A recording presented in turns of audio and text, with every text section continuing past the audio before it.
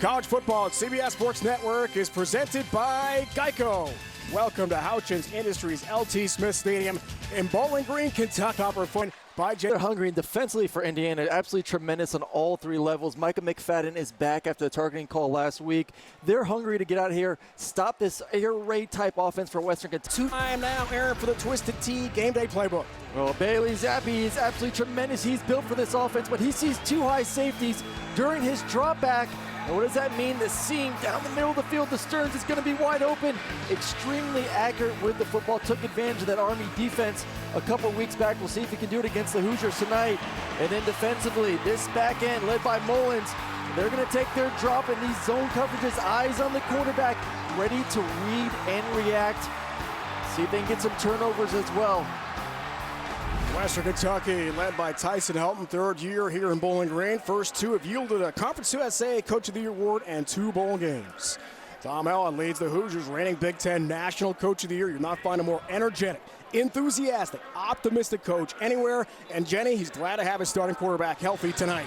Yeah, after last week's loss, Michael Penix received x-rays and an MRI in his non-throwing hand. They came back negative, and he remains Indiana's #1 quarterback. Tom Allen told us Penix is his guy. He said, I believe in him with 100% of my heart, and I know our team feels the same way. With that said, Coach is fully aware that his performance has not lived up to his talent level, but Penix, he's no stranger to adversity, guys. Fighting back from 3 season-ending injuries for the Hoosiers.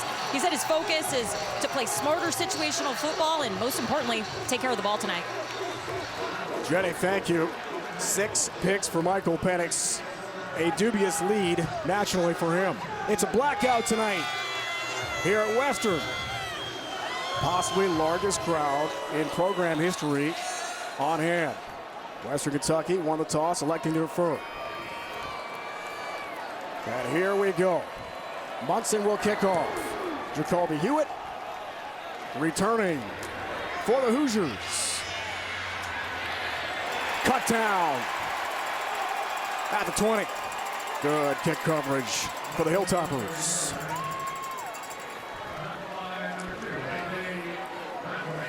Here's the senior Jenny told you about a moment ago from Tampa, Michael Penix Jr., last year's Big Ten leader, Aaron, in passing and yards per game. Well, I just want to see him get a little bit more comfortable in the pocket. A lot of these turnovers have to do with his feet and eyes being late and then trying to force the ball down the field.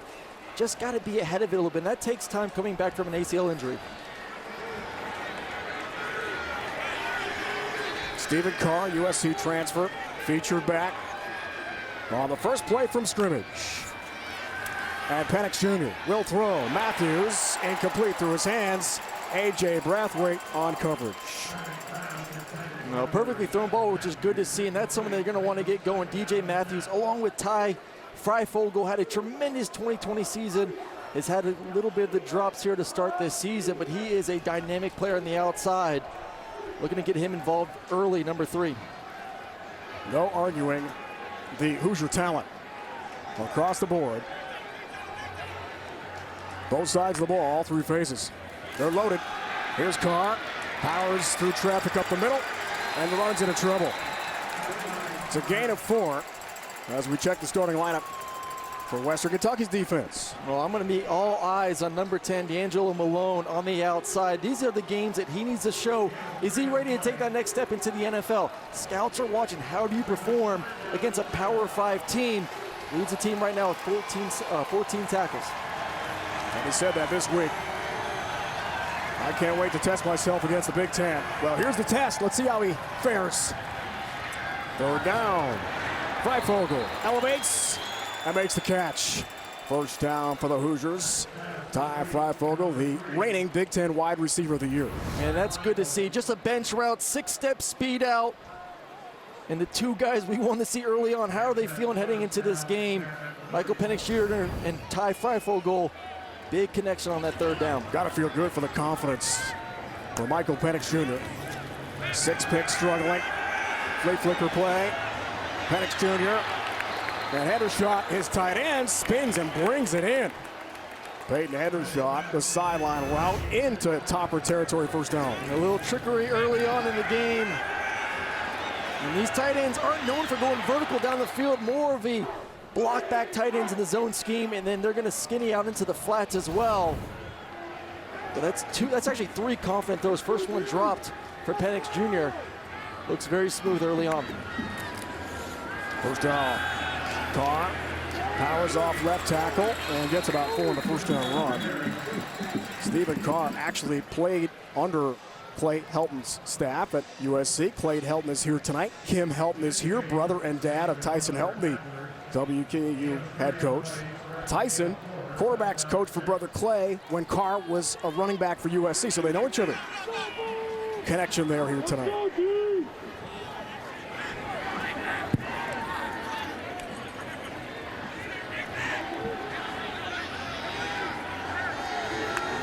Pistol look, second down. Play fake, 2 Carr. Penix Jr. throws, Freifogel has the catch. Khalif Halasi, Oregon, transfer the tackle. Well, it's pretty easy keys to the game for Indiana. Protect the football. Too many turnovers to start the year, and then defensively control the explosive plays we'll see from the Hilltoppers. Hilltoppers, they got to run the football. We know you can pass it. Can you get the run game going? And then win the turnover battle is going to be key when you play these Power 5 teams. Hoosiers looking very strong. First drive, gain of 8. And a first down to 35 at Western. Matthews in motion. Penix Jr. Tom delivers. And Matthews the catch. The transfer from Florida State, DJ Matthews, Indiana's leading receiver. Good connection, another first down, Aaron. I really enjoy watching DJ Matthews. They're going to move him around. You saw him start on the left side of the formation, motion to the right. These are all signs for the quarterback man or zone. Tonight's Red Zone being brought to you by Verizon. Numbers for the Hoosiers so far. Inside the 20. Catch, he's in. One tackle, they're bringing the heat a little bit. As soon as you get inside the 20-yard line, they're going to bring some pressure, leaving these safeties and nickels and corners on an island. You're going to have to be asked to make those type of tackles, and it's not. Feature back here for the Hoosiers again. Here's Carr, navigates, runs north-south, and picks up some more territory to the 16-yard line. Darius Shipp, defensive tackle. Will Ignont, linebacker for Western, make the stop. It's gain of 4. I'm going to be interested to see. We've seen a bunch of single high coverage or quarters coverage, leaving cornerbacks on an island, and Mr. Go-To has been Ty Freifogel on the outside, number 3. If they leave him man-to-man on the outside, big body red zone, you like that matchup. Penix 5 of 6 throw here, Aaron. First drive of the game.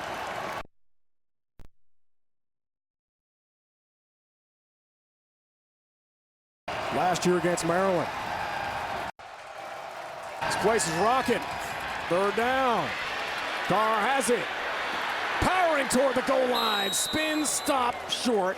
At the 2-yard line, Stephen Carr. Strong running for the Hoosiers, first and goal. That's a great job by this front. They're actually going to get to a Build-A-Bear front. And then it's just one-on-one with Carr. Make a guy miss in the hole and get the first down. On first and goal, here's Carr. Here's the end zone. Touchdown, Indiana.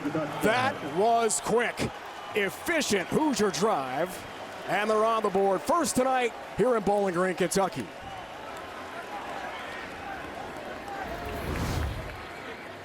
Everyone just down blocks. And if you're going to try to take him on from the side, from the 1 or 2 yard line, he is going to get an absolutely perfect drive to start this game. Penix looked great, converted some third downs, very accurate with the football, got the run game going a little bit. Charles Campbell in for the PAT for Indiana. Richard Jr., Jackson, Tennessee. He's got it. And Aaron, dream start on the road for IU tonight. On CBS Sports Network is sponsored by Geico.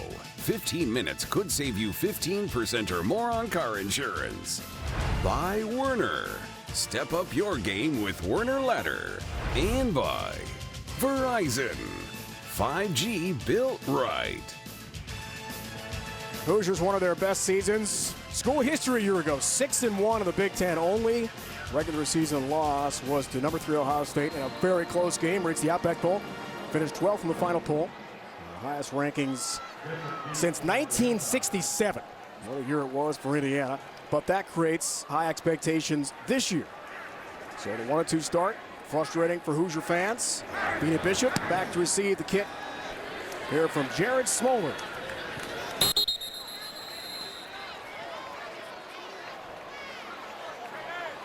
It's a touchback. So here he is. Can't wait to watch this guy play in person, Aaron. Bailey Zappi, transfer from Houston Baptist, where he ruled the FCS. Now he's in the FBS. He's had 2 great games so far. Well, he's been absolutely tremendous. Built for this offense. Obviously came over with the coordinator.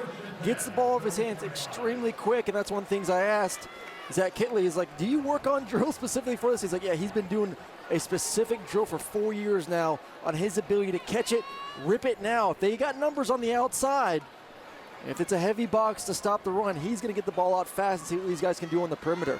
Zach Kitley, offensive coordinator, came from Houston Baptist with 4 players, including Bailey Zappi. And the top receiver in Jared Stearns.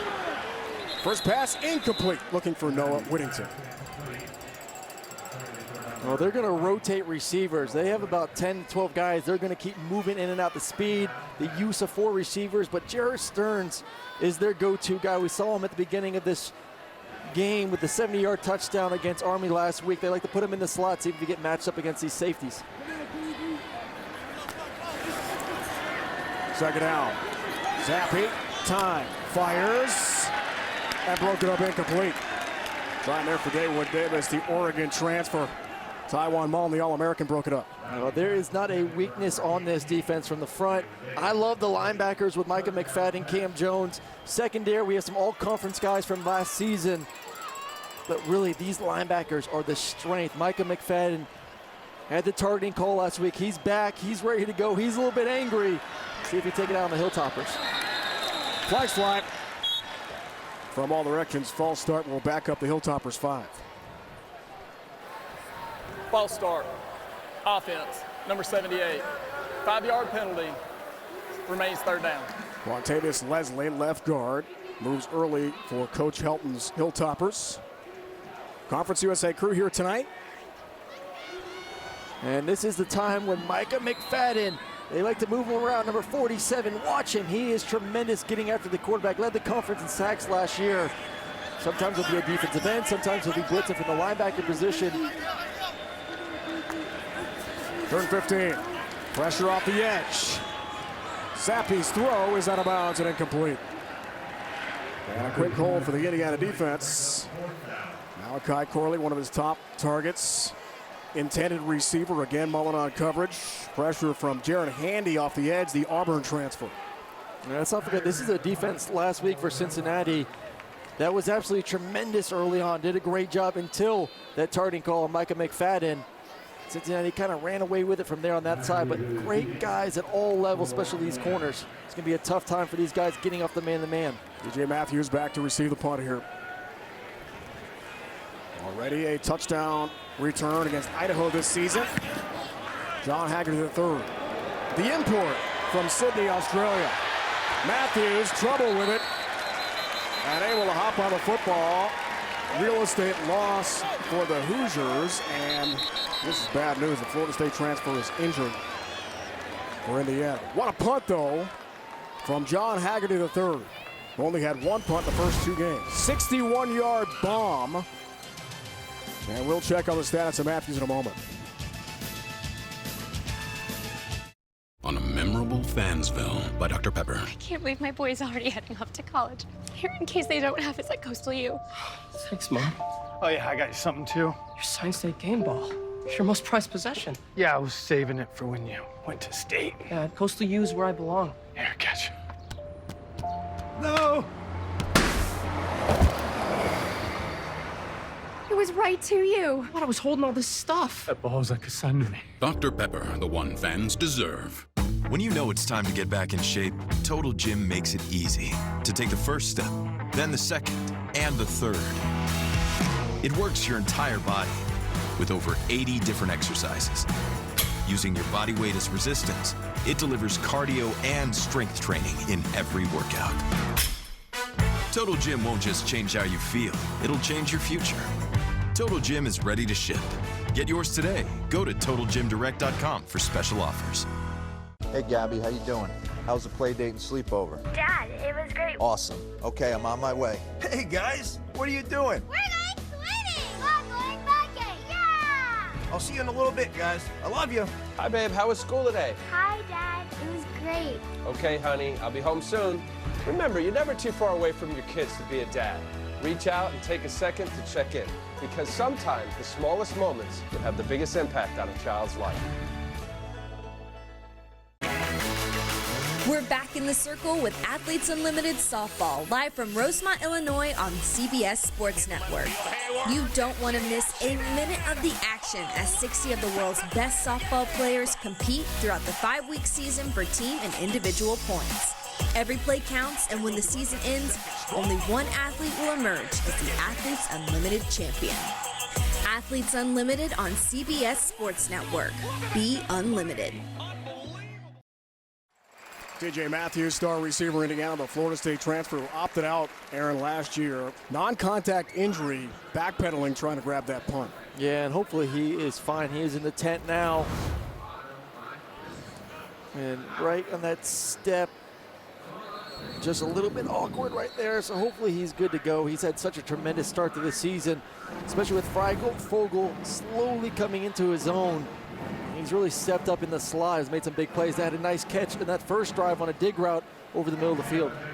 5 catches, 120 yards last week in the home loss to Cincinnati for DJ Matthews. Transfer and grad from Florida State in the tent. We'll get an update from Jenny ASAP. Carr feature back behind Penix Jr. Successful first drive for the Hoosiers. It was easy. We'll see what adjustments the Hilltoppers have in mind with defensive coordinator Maurice Crum. Shift for Carr.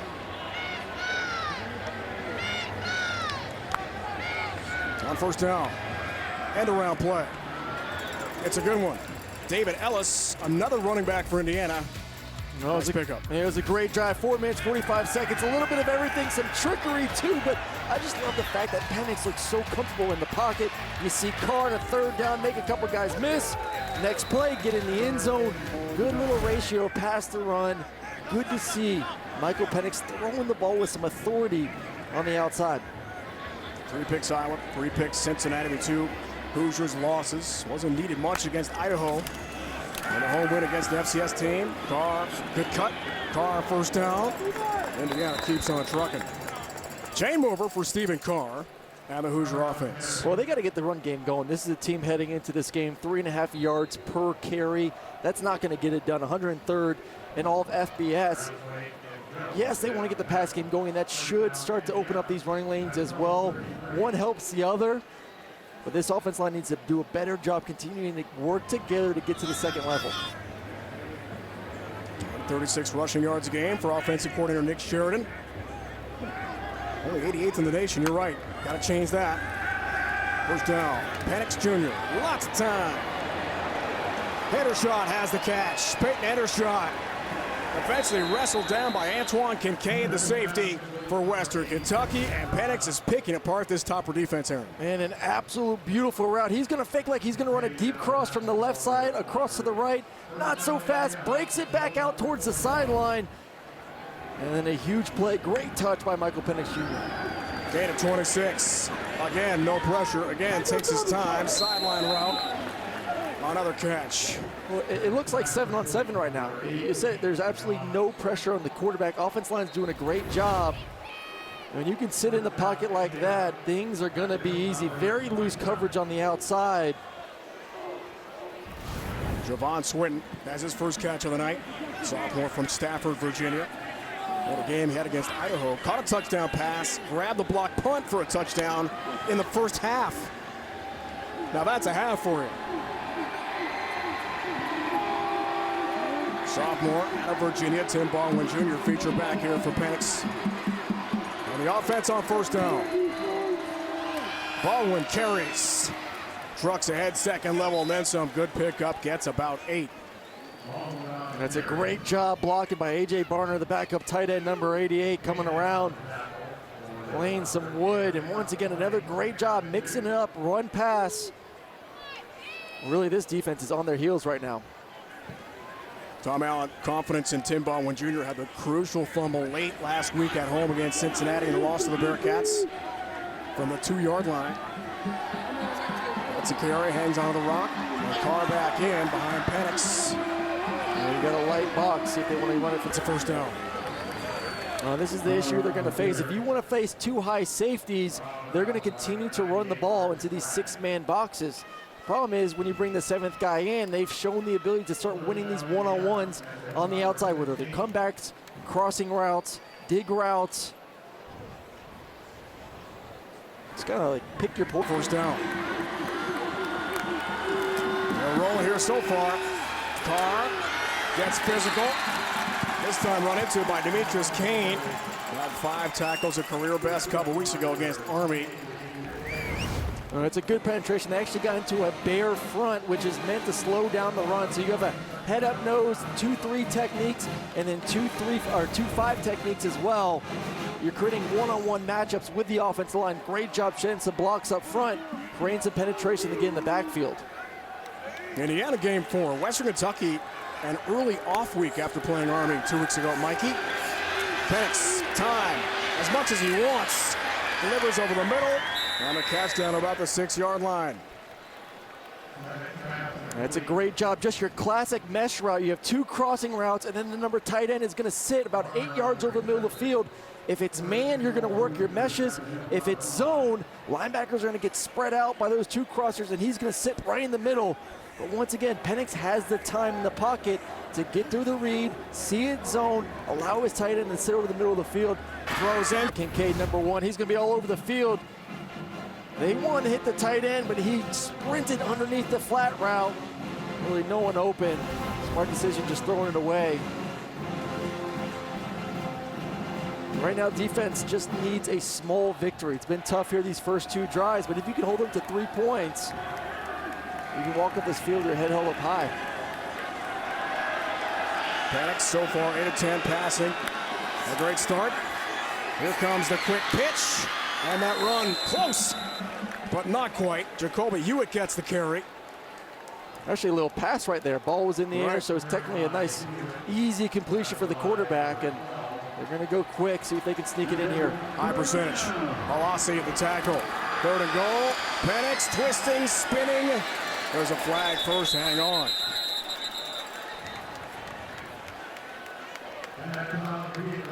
Let's check out the marker. It is called a touchdown on the field, but there is a flag down. A lot happening there in the trenches.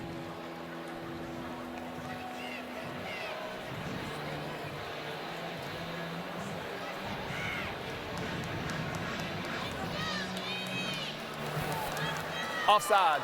Defense, number 2. That penalty is declined. The result of the play is a touchdown. A.J. Brathwaite offside there for Western. Touchdown run for Penix Jr. And the Hoosier captain helps Indiana take a 2-score lead. And a great job just continuing to turn the legs, fight for it. I mean, that was all him right there. Usually, sometimes you see a running back come in and put his helmet in the quarterback's back. No, that was Michael Penix Jr. saying, I'm getting in this end zone here in this 3rd and short. Charles Campbell trying for a 2nd straight PAT for IU. He's got it. And how about Indiana? Quickly forgetting the tough 1-2 start and the losses to Iowa and Cincinnati. A 2-score early lead, Aaron. It's been a great so far for this offense. Michael Penix get in 14-0. The dawn of a new day means one thing to the Ryan team. Another chance to win. To liberate businesses from the burden of being overtaxed. The Ryan team will fight, stand up for what is right, and win. Not because they need another trophy, but because someone, somewhere is counting on them. That's what they do at Ryan. Yes, sir. Have you thought this through? Yes, I have. Look, I know you want to make a difference somehow, but this is a big deal. Exactly. I want to make decisions that have an impact. So, Mom, what do you think?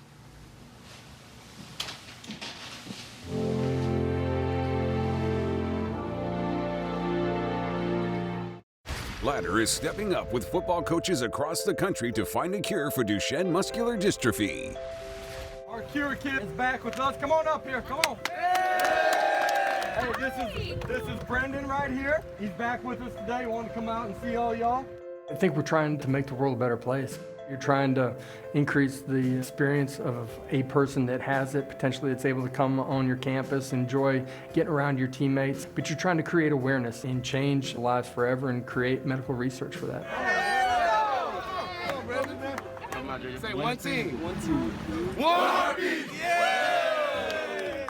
People that I've come into contact with and the hardships that they face, in particular, young people that I dealt with at the previous stop, that you get a chance to know their families and the hardships that they're facing.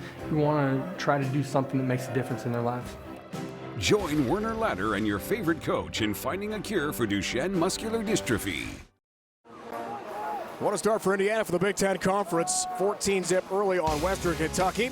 It's an action-packed bull riding clash as the toughest sport on dirt heads to South Dakota for the Monster Energy Invitational. Catch PBR Unleash the Beast tomorrow night at Eastern on CBS Sports Network.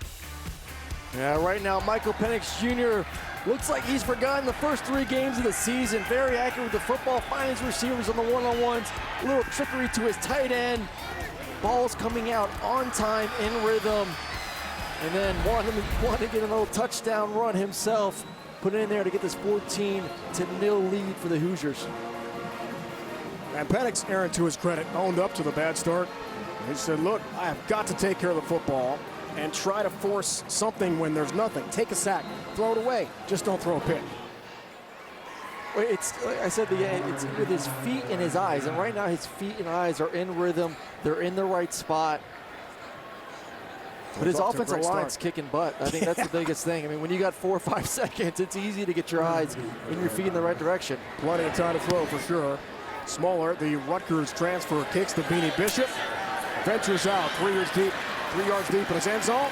Bishop tried to hurdle a tackler and it's cut down shy of the 25. Some big games for Bailey Zappi. 5-13 South Dakota FCS, but how about his games? And there have been a lot of good ones, Aaron, against FBS teams as well. It's a lot of yards, that's a lot of touchdowns. And this offense is going to allow you to do that. The way the up-tempo, the spread you out, they're going to throw the football. And right now down 14-0, they are definitely going to be throwing the football here the rest of this quarter and most likely the rest of this half. Nation's leading passer, yards per game, entering play tonight. A very tough 3-and-out, the first drive of the night for the Hilltoppers.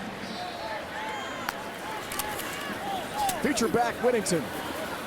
Stern to catch. Run out of bounds by Taiwan Mullen. Involved Jarrett Stearns as much as possible. Gain of 7. They were teammates at Houston Baptist. Well, that was good to see from Zappi right there. That's what I talk about, the quickness getting the ball. And it looks like a middle infielder, a second baseman, a shortstop, turning 2. It's catch, rip. I don't care if I have the laces or not. Let me get to my guys in space. Interesting to hear about the drill they run with Zach Kitley. Going back to the Houston Baptist days. Here's a big pickup. First down and then some. No, Whittington lost the ball at the end of the run, though. Indiana hopes they have it. They called them down. It's a gain of 13 for Whittington and a first down for Western Kentucky. They'll go fast here. Bailey Zappi has time. Delivers. Whittington busy. McFadden the tackle for Indiana. And I believe he was down. I think it was a good call. Ground can't force a fumble. Good call. Clearly down. Great call, but anything close, this offense is too fast to challenge it anyways. That's right. They're moving lightning speed here. Same offense at Houston Baptist in the FCS. They racked up some amazing numbers, including against teams like Louisiana Tech, North Texas, Texas Tech in the FBS last year. So Zappi on second down. Delivers. Corley takes a big hit. Malachi Corley hangs on to it. He got dumped there by Marcelino McCrary Ball, captain for Indiana. First down, Western Kentucky. All right, finding a groove, gain of 6.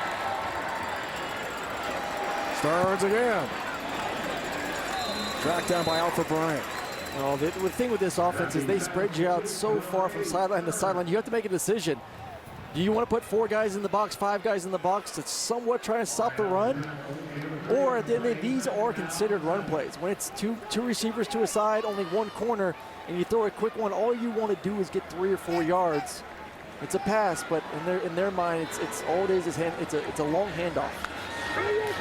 Play fake to Cofield. Corley stays busy with a catch. Malachi Corley the grab. Jalen Williams, who had 4 picks last year for Indiana, makes the stop. Along with Monster Matthews back in the Hoosier lineup. But it's a first down for Western Kentucky, gain of 9. Yeah, it's good to get Monster back. Missed a couple games, was injured there to start the season off, but he's huge. Being able to get everyone in the right position against this spread offense on the back end. 3rd team all, Big Ten pick last year. Corley in motion, here's Corley the touch. Looking for the edge, McFadden, the All-American, says no. What a player Micah McFadden is, linebacker. You love him, Aaron, watching him on film. He's an absolute beast. I mean, both those guys, him and Cam Jones, they just pop off the screen as soon as you turn on the film. He's everywhere. He's playing DN, he's playing linebacker, he's getting after the quarterback. He's making tackles like that in space. One of the premier linebackers in all of college football. Targeting call, 2nd quarter, 4 minutes to go last week at home in Bloomington against Cincinnati. He got spun through traffic, bounced around offensive lineman, but did go face-to-face with Desmond Ritter, the UC quarterback, and was ejected on the targeting call. Back tonight. 2nd down. Long play. Cofield, transfer North Dakota State. He won 3 FCS national championships at the FCS level. Gain of 6 shy by about 1.5 yards for a first down. If they can do that, this offense is going to be tough. You can run it into light boxes. Cofield again, dancing through traffic, picks up a first down. McFadden the tackle. Chain mover again for Western. And the blackout near capacity crowd, something to cheer about after being taken out of the game with the 2 early scores from the Hoosiers here. It's an absolute tremendous drive. I just love the efficiency of this offense. Well-oiled machine. They're going, when they go up tempo, it is basketball on grass when you watch this offense go. 10th play of the drive.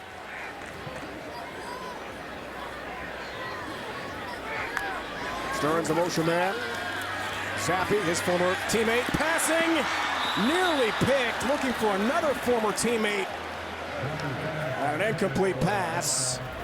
Try for Ben Ratzlaff, whose birthday is today. Yeah, right through Jalen Williams' hands and almost caught by the Hilltopper on the outside. What they're going to do is just fake the screen, the swing route, and get 2 guys vertical up the field. Try to force that one in there. Got lucky. Really lucky. We told you about Williams' 4 picks for Indiana last year. Should have had that one. Handoff. Pick up again. And Western run the ball with Mo Whittington effectively. All the way down to the 14-yard line. Well, you see five guys in the box. It is 5 for 5. No safety support until he gets 10 yards down the field. And the fans are booing about something. Yep. Injured Hoosier briefly. So it started in the first quarter. Fans, maybe a sarcastic cheer there. Thinking that might have been potentially deliberate to slow down this freight train offense for Western Kentucky. 3rd and 1 coming up here. And what has been a very eventful first quarter. Field is a first down. Number 4, the defense has to go out for a play because he went down. It will be 1st and 10. That's Cam Jones, the Hoosier captain and star middle linebacker. One of the best in the Big Ten. All Big Ten pick last year for Indiana. Senior from Memphis. And one of the anchors along with McFadden. This outstanding Hoosier defense led by coordinator Charlton Warren in his first year as DC.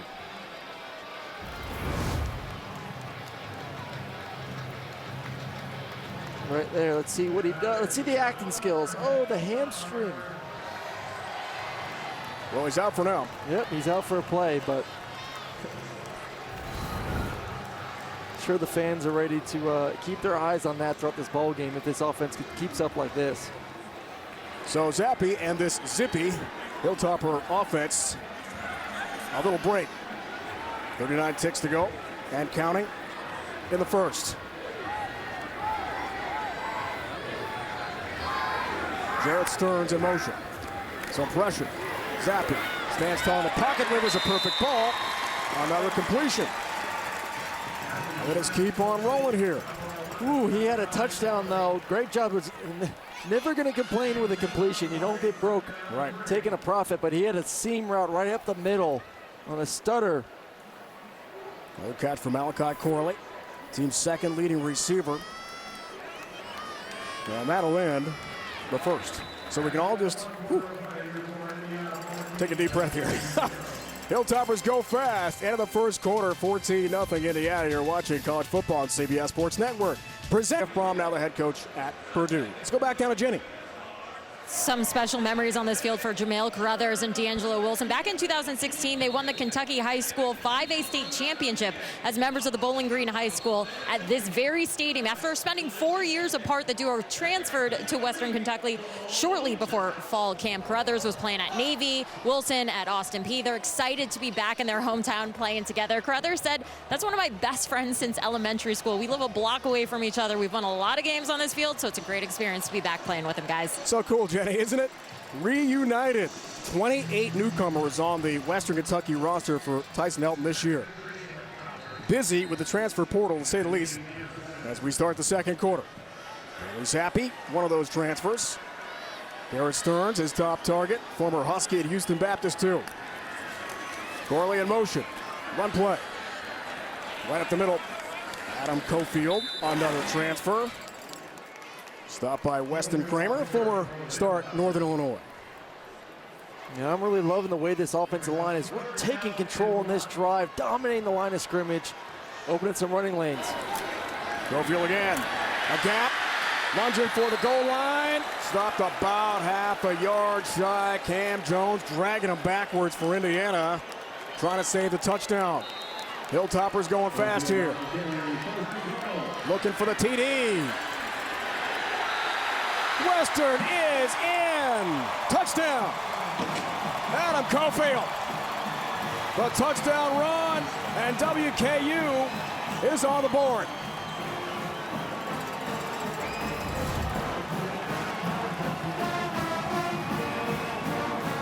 And he took on Michael McFadden in the hole at the goal line, one-on-one. Keeps the legs moving. What a drive. That was fun. Moving the ball, up-tempo, spread you out, quick passes, run game was alive and rocking. And then Cofield finishing it off. Packed house tonight, blackout. Now they got something to cheer about. Braden Narvison in for the PAT. 13-13 so far this year. Stays perfect. One-score game for Bowling Green, Aaron. Well, they moved the ball right down the field. It was a thing of beauty. One-on-one with the linebacker. Take it in, 14-7.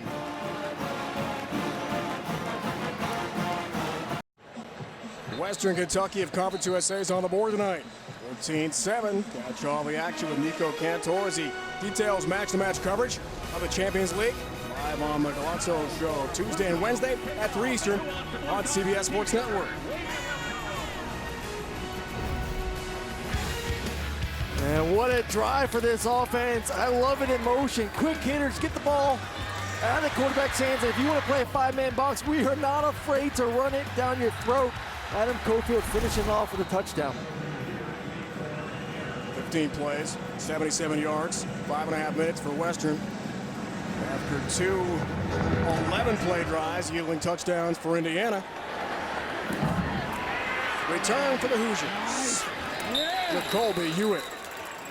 His deck shy of the 25. Back down to Jenny.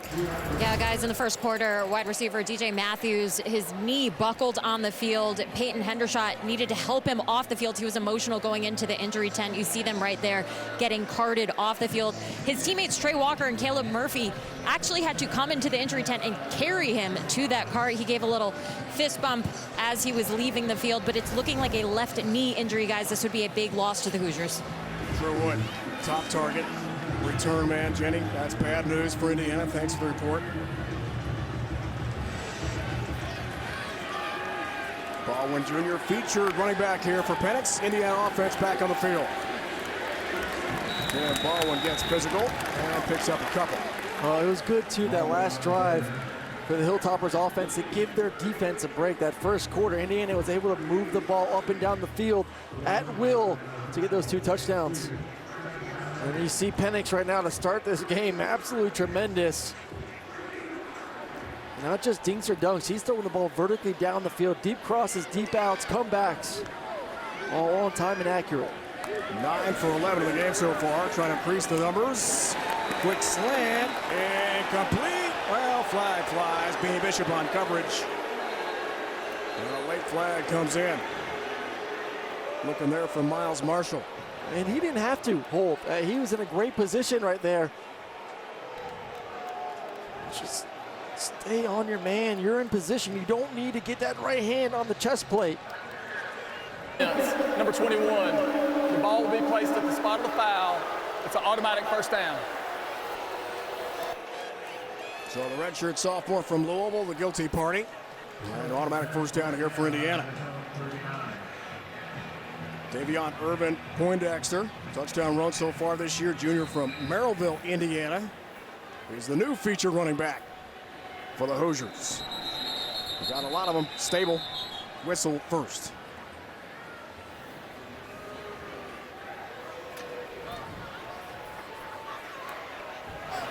The spot of the foul was the 34-yard line.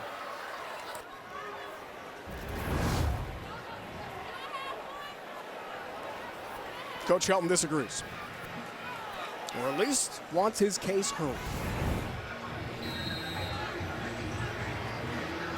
But on that one, definition of pass interference or defensive holding. I mean, he had the jersey the whole time.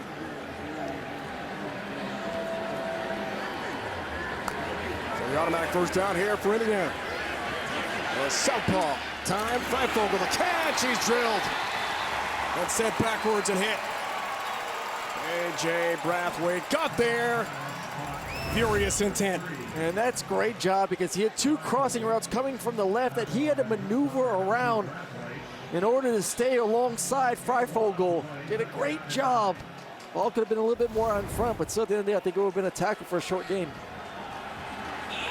Left the Army game a couple weeks ago, did Brathwaite with an injury. I was glad to have him back. Second down, play fake. Penix Jr., time, flush left, throws on the move toward the sideline. And it's incomplete. Trying there for Javon Swinton. That sets up 3rd and long, and the blackout crowd, Aaron, is going to be heard here.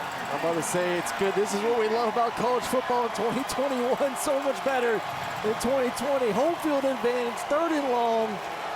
Indiana's in town. Fans are feeling it. Blackout. They love a stop right here.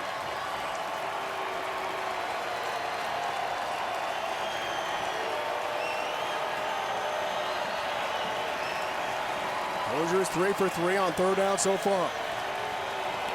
Territory. Precision with the pass from Penix. And this is too easy. Zone coverage, plenty of time in the pocket, and not defended within 5 yards of the best receiver on this team.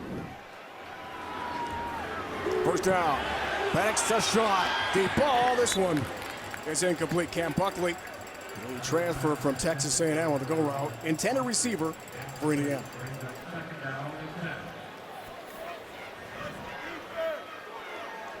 Well, right now the good news for Indiana is one, Michael Penix Jr. looks really good to start this game, and 2, Ty Freifogel, who had the drop issues to start the season, not been as productive as last year, has looked really darn good playing both outside and in the slot. He's got 4 catches tonight. No question, partner, after just 1 catch, 13 yards against Cincinnati last week. Hilltoppers looking for a good offensive play here on the run. Baldwin Jr. the carry. Stopped by Will Ignon. Transfer from Tennessee. It's a gain of 3. And the blackout crowd here in Bowling Green is going to be heard from again.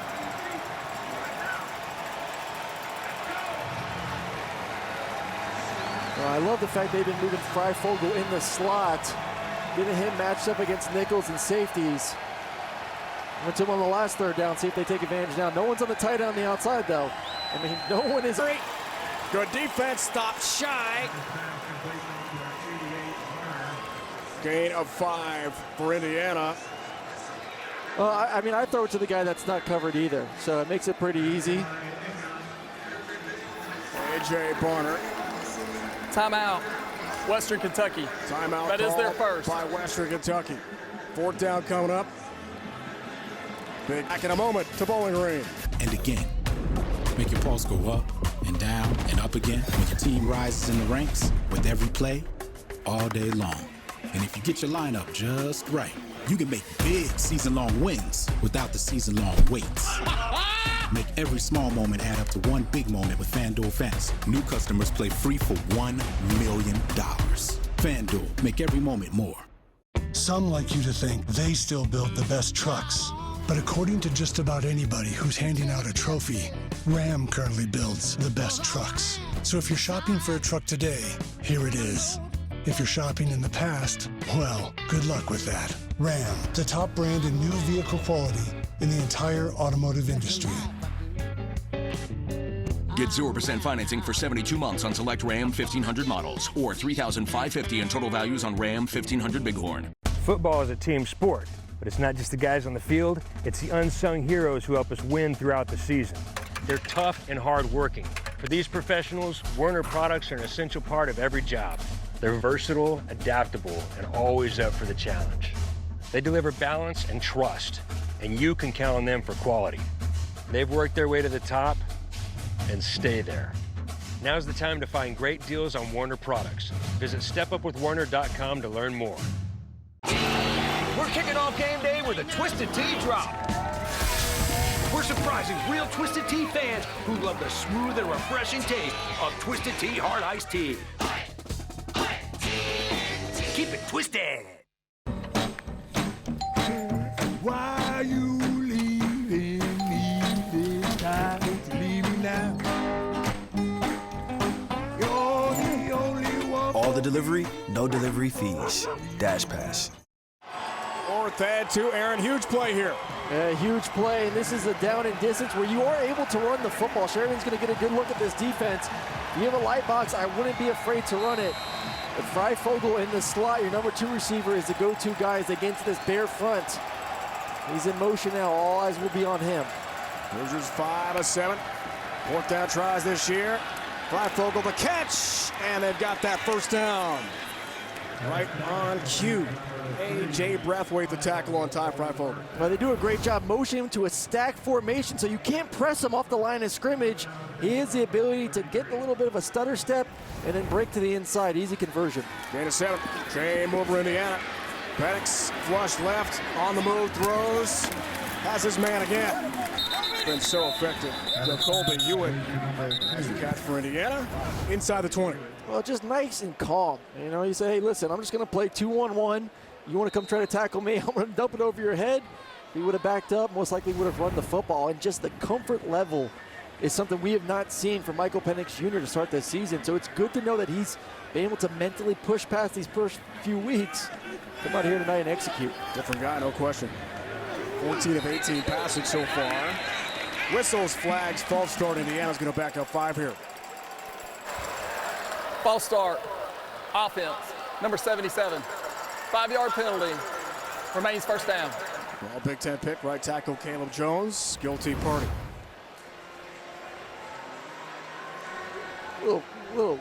Little leg dancing right there. Just a little movement. Just a little movement. First penalty of the night for the Hoosiers. First and 15 for Tom Allen's bunch on the road here tonight.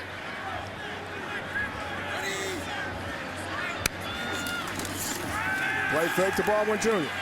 Penix time. Pocket collapses. Marshall intended receiver on the go route and incomplete. Good coverage from Halasi, the Oregon transfer. Man, great coverage on the back end. They were trying to get Freifogel on a fake like he's going to run a cross route, break it back to the end, back of the end zone. He wasn't there. Penix had to go to his number 2 receiver. He wasn't there either. Just great job defensively, locking it up on the man coverage. Shift for Hendershot. Dangerous Indiana tight end. 2nd down. Penix time again. Hendershot, another catch. Drops by Ignont. Good linebacker for Western Kentucky. It's a gain of 4. That's a great tackle. And these linebackers have been challenged during the bye week to start making some plays. And look at that. They're 48% heading into this game for Michael Penix Jr.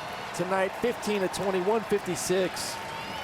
Looks like a new man. Looks like 2020 He's Michael a new Penix. man. That's right. All Big Ten pick last Old year. man.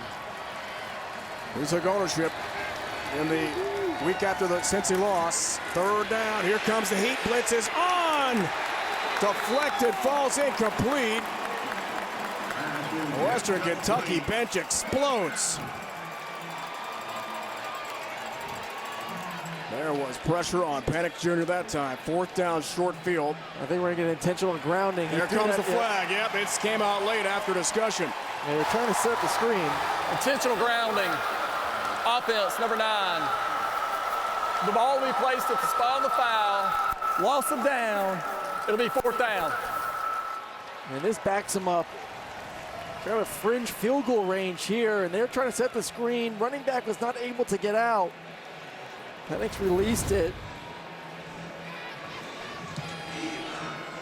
A.J. Brathwaite was in his face. That's a tough call there, too, because if that doesn't hit the offensive lineman, most likely it's going to land at the feet of the running back. No grounding. No grounding. Right. Just when you're trying to maneuver a ball around a 300-pound man, not that easy. Junior from Jackson, Tennessee. Charles Campbell, 3 for 3 so far this year. Long field goal try from 51, as long this season from 49.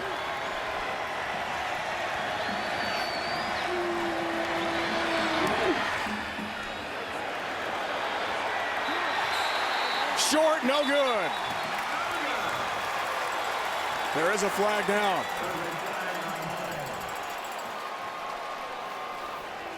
Let's check it out. Big call here. Offside. Defense, number 20. He was lined up in the neutral zone at the snap. Be a 5-yard penalty, and we will replay 4th down. That hurts. Just at the bottom of the screen. And that does hurt right there. You're thinking, great job. Indiana's moving. You get him backed up with the intentional grounding. Missed field goal. I'll give him a second chance. And I'm the kicker. Just do the same thing you just did. All you needed was about 2 more yards. Well, he's got 5 now, right? And you got 5. So we'll try it again. Same kick. That's from 46. Middle of the field, well, the right hash now.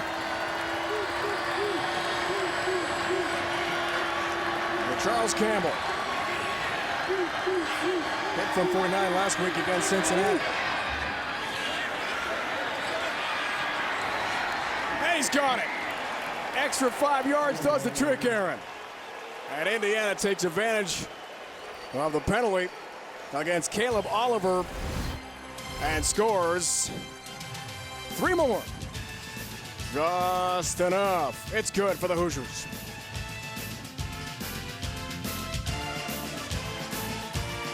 My name's John Stewart. This is what I look like now. We're talking about this country. We have huge inequality. What are the priorities? That has to change or nothing will change. Welcome to The Problem with John Stewart. We should put a comma in that. How do we stuff Reese's peanut butter, pretzels, caramel, peanuts, and chocolate into Reese's Take 5? Wait a minute. How do we do it? I'm tired of being left off company email. Can someone tell me how we do it? Not sorry, Reese's. When you know it's time to get back in shape, Total Gym makes it easy to take the first step, then the second, and the third. It works your entire body with over 80 different exercises. Using your body weight as resistance, it delivers cardio and strength training in every workout. Total Gym won't just change how you feel, it'll change your future. Total Gym is ready to ship. Get yours today. Go to TotalGymDirect.com for special offers. You may think every weather app is the same until you see WeatherBug over-deliver on so many layers. With more free map layers than any other weather app, WeatherBug warns you the moment lightning strikes near you, prepares you for your commute with road conditions, routes, and even cameras. With everything from pollen and air quality to severe storm risks, radar, and satellite coverage, WeatherBug prepares you for the unpredictable. Download the WeatherBug app, trusted by over 10 million users, today for free. We're back in the circle with Athletes Unlimited Softball, live from Rosemont, Illinois on CBS Sports Network. You don't want to miss a minute of the action as 60 of the world's best softball players compete throughout the 5-week season for team and individual points.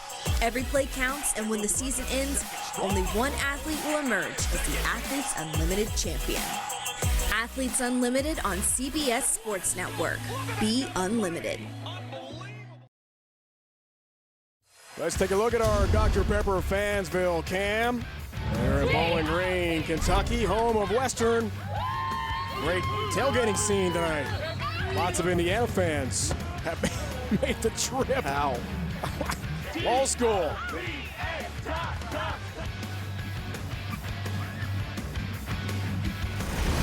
Awesome scene here tonight.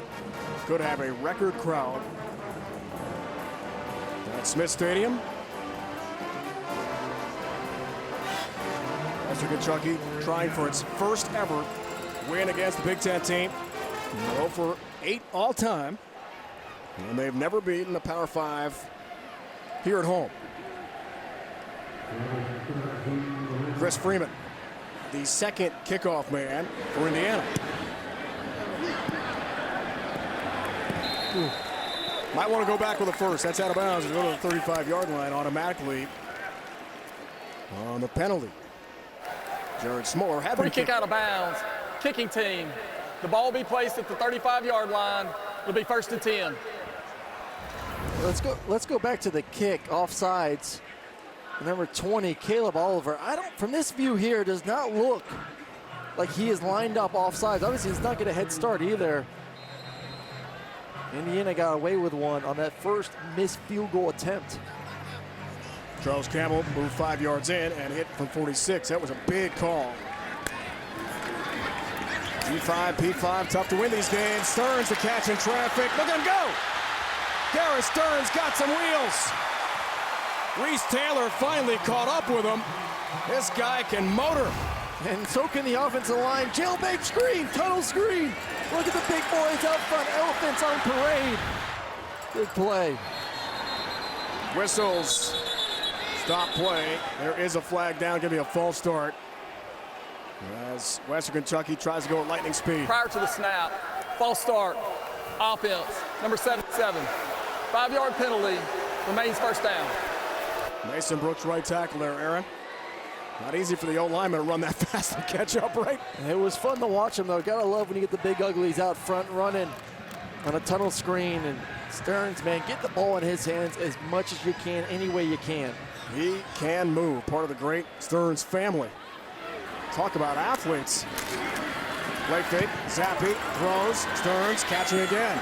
Staying active, McFadden runs into him. And Micah McFadden, the All-American, drives him out of bounds. This is an offense you got to get behind the chains. You saw it in the first possession. Indiana's defense was able to do that. Second possession, they're able to run the football, get the second and medium, third and short. The attack, 4:56 is dropped by Monster Matthews of Indiana.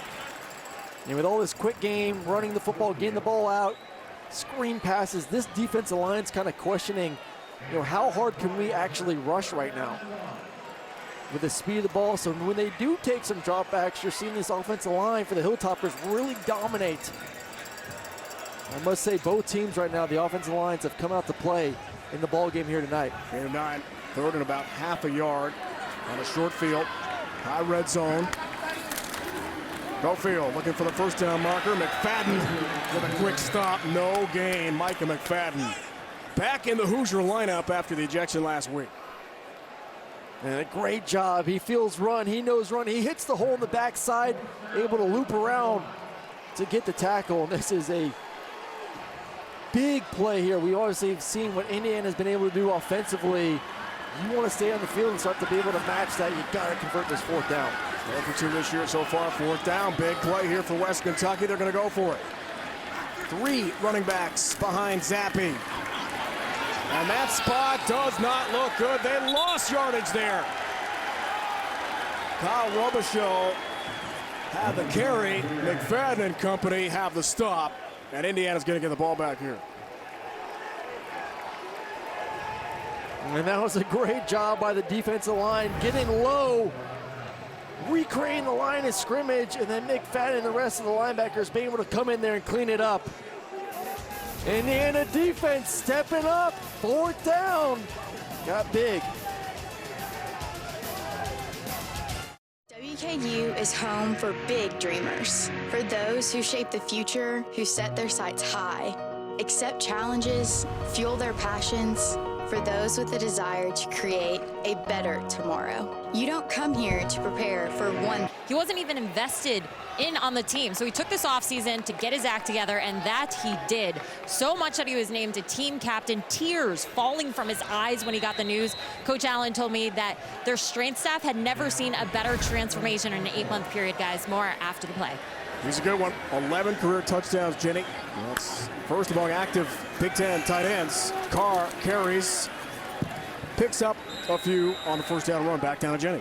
Yeah, Coach said that he transformed his work ethic, his mind, his body, and worked extremely hard to get better. And guys, Hendershot added that this is the most explosive that he's ever felt. But just a note, he did look a little limpy coming off the field in their last offensive possession. So keep an eye on him, guys. Keep a close eye on him. 48th all time. Played Indiana, 1,000+ receiving yards. Hendershot, one of the best in the nation at that position. Here's second down. Carr looking to break a tackle, looking for the edge. D'Angelo Malone, first time we mentioned his name.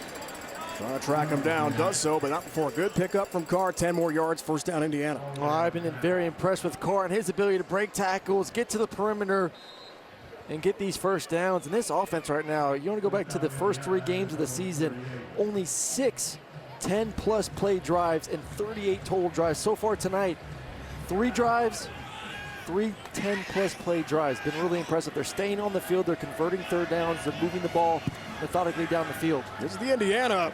It's ranked 17th in preseason. Good team. That pass over the middle, a drop. Cameron Buckley, the Texas A&M transfer, unable to bring it in on a really good throw from Penix. Ball's a little bit behind, but I love the way he was able to get through his reads. Ball needs to be caught. Great job working from his left. Had a smash concept to the boundary. Wasn't there. Was able to come back to get to the dig route.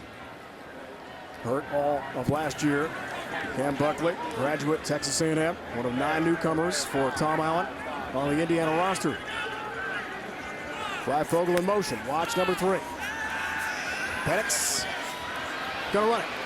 Michael Penix the slide. Shy of the marker. He needs the 48 for an Indiana first down. Will Ignat make sure he didn't go any further. Gain of 7 for Indiana. 3rd and 4. Hoosiers 4 for 6 so far.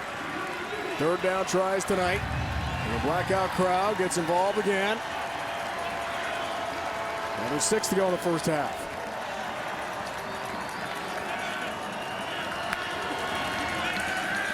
Penix delivers. Freifogel catches. Flag flies.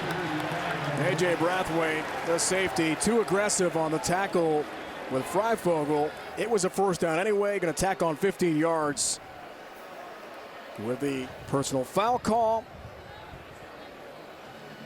And things looking good here for Indiana. Yeah, clearly out of bounds. They're fighting. You can't just throw someone afterwards. Whistle's been blown. And you did it on the wrong sideline. If you're going to do that, do it on your sideline. Do it on your sideline. Yeah. Tom Allen was right there. The result of the play was a first down. After the play was over, personal foul, late hit out of bounds, number 2 of the defense. That 15-yard penalty will be enforced from the end of the run, and it'll be first down. When you're a program like Western Kentucky, Conference USA, you can't make mistakes like this, Aaron. All right, so what they did on 4th down before is they brought him to the inside. Now this time, they're going to bring him to the outside. Great job. You get him stacked and get the free release.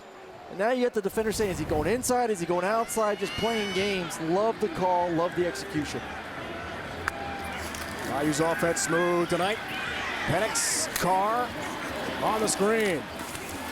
Look at Carr go down the sideline. First down and then some. There is a flag down at the 24-yard line. Stephen Carr was 1 step away from the end zone. Gain of 20 if it stands. Let's check out the marker. explosive back for Indiana.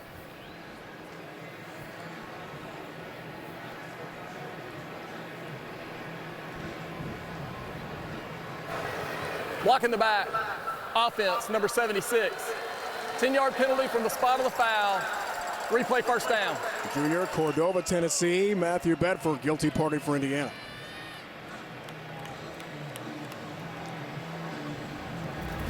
And really wasn't involved in the play. It's on the backside.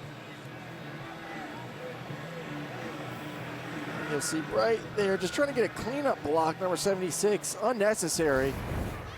Running back's already 10, 15 yards down the field. That's just silly mental mistakes you can't make.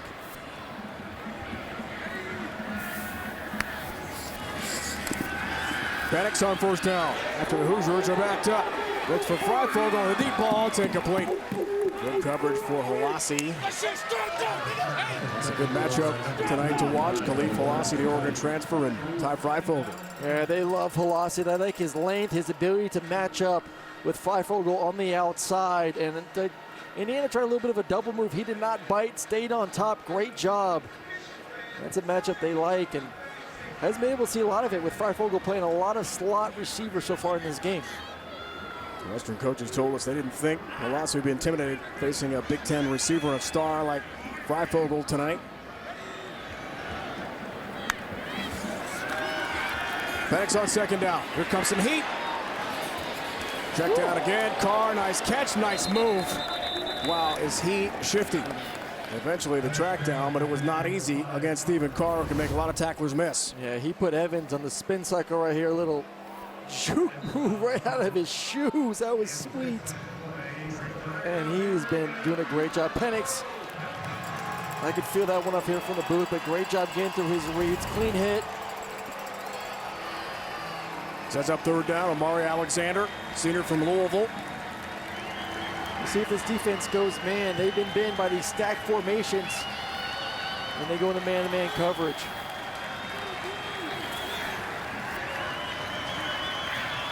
Can Western's defense force a field goal try here? Wait a minute. Flags, nope. Whistles, timeout called first by Tom Allen of Indiana. Prior to the snap, timeout, Indiana. That is their first timeout of the half. Still 2 timeouts remaining for Indiana, back in 30 seconds. Since being the first to make wipers over a century ago, Trico has protected drivers in all kinds of weather. Torrential downpours, gale force winds, wintry blasts, even when it's raining cats and dogs. Hey, who came up with that phrase anyway? Just imagine if it actually started. All right. No matter what the conditions, Trico wipers maintain maximum windshield contact for safe, clear driving visibility, even in the harshest weather metaphors.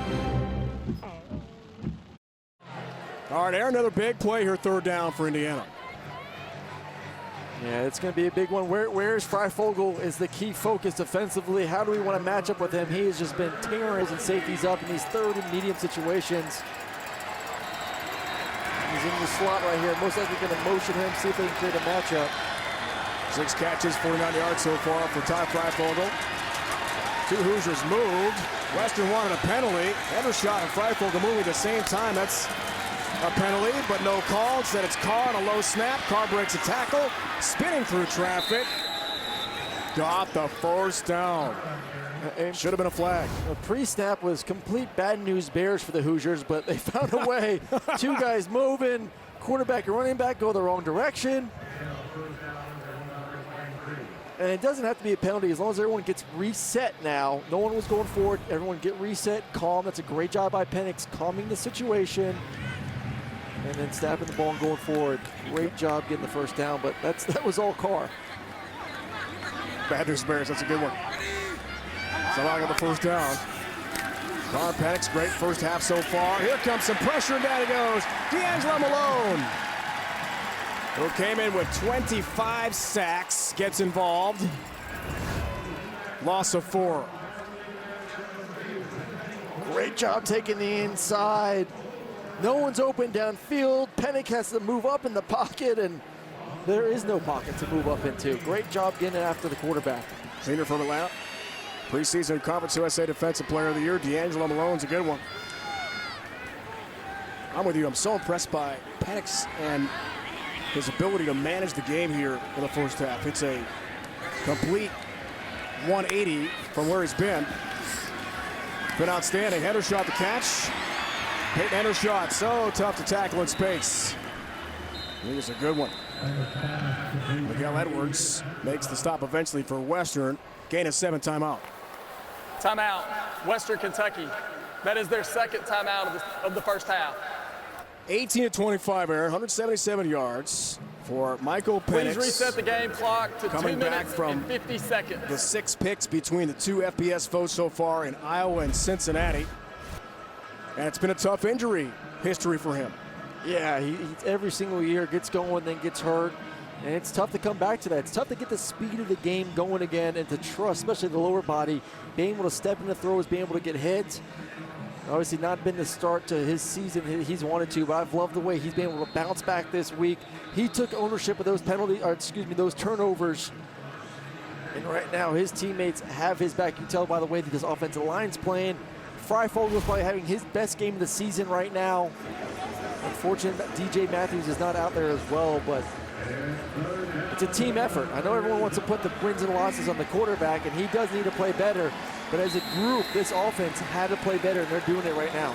12 play the drive. Baldwin Jr. feature back here on 3rd and 7. Penix Jr. The lefty delivers again, this time drop. Baldwin Jr. had the potential grab and first down, but did not focus on the rock. Incomplete. No, and great job, great read. He's coming out of the route and just did not locate the football at all.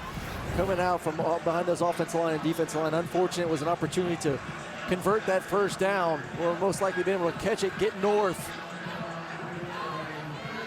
Now, let's see if Campbell can get his second field goal tonight. From 37, trying for his second, the first from 46 after the offside penalty. Perfect. Splits the uprights right down the middle. For Charles Campbell, coming off the big 2020, big part of Indiana's success last year in the Big Ten. They won 6 games in league play. 3 more points on the board here in Bowling Green. This field has no markers, no chalked white lines, no cheering crowds.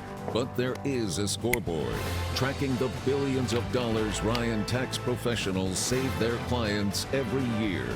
The players may not be taught. Burn fast. Western Kentucky University, founded in 1906. Its roots reach back a quarter century earlier. Main campus been undergoing expansion renovation since the 90s, sits atop the hill overlooking the Barren River Valley. Ball control. Absolutely dominant. All 4 possessions for Indiana, moving the ball up and down the field. Have scored 2 touchdowns, 2 field goals, 19 minutes. Jared Smolar back in after Chris Freeman had the kickoff that went out of bounds. Beanie Bishop from his 1. Takes it out for Western Kentucky. Hilltoppers take over 1st and 10 off the return. Coming up on the Verizon Halftime Report. Join Brent Stover, Houston Nutt, Kevin Carter from our CBS Sports Network studio in New York for a look around college football. Highlights and scores from around the country. First half stats and analysis. Big scores tonight, Aaron, so far. Ooh, it's been a fun day of upsets. NC State knocking out Clemson. UTSA being undefeated. Memphis 31-28. Bowling Green over Minnesota. Baylor over Iowa State. Oh. Baylor's 4-0. Wild day. Arkansas take care of business for A&M. Jarrett Stearns the catch. Tries to motor upfield. Runs into a couple Hoosiers. Heavy hit. Jalen Williams. Corner for IU. Gets physical with Jarrett Stearns. It's a gain of 8 for Western. 2:15 and counting. 1 timeout left here for Tyson Helton in the first half. Here's second out. Run play yields a first down. Noah Whittington, the ball carrier for Western Kentucky. Freshman, Fort Valley, Georgia. Zappy, the offense going fast. Another catch. Man, can they move it? Jared Stearns can really go, and so can his brother Josh. That's Josh's first catch, his younger brother.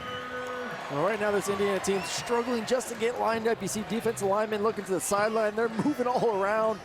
Got to get set. Get a 24, first down from the 36 of Indiana. Zappi, throw it. Corley, catch it. I'm a little jealous. It must be really fun being Zappi in this offense right now. You got some great receivers. You spread them out. The ball's out quick. Defense is head spinning right now. They don't know what to do. And you're just a point guard. Prairie ball. Stop for Indiana. Gain of 8.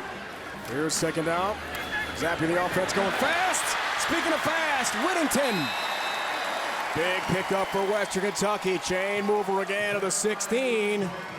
Gain of 12 for the Hilltoppers. Well, they need to run the football if they want to have a chance in this ball game versus Indiana, and they have done that here in the first half. They've established the run game, and that's only helped Zappi get some more one-on-one coverage on the backside and get some loose coverage as well to take advantage and throw some of these quick screens to the perimeter.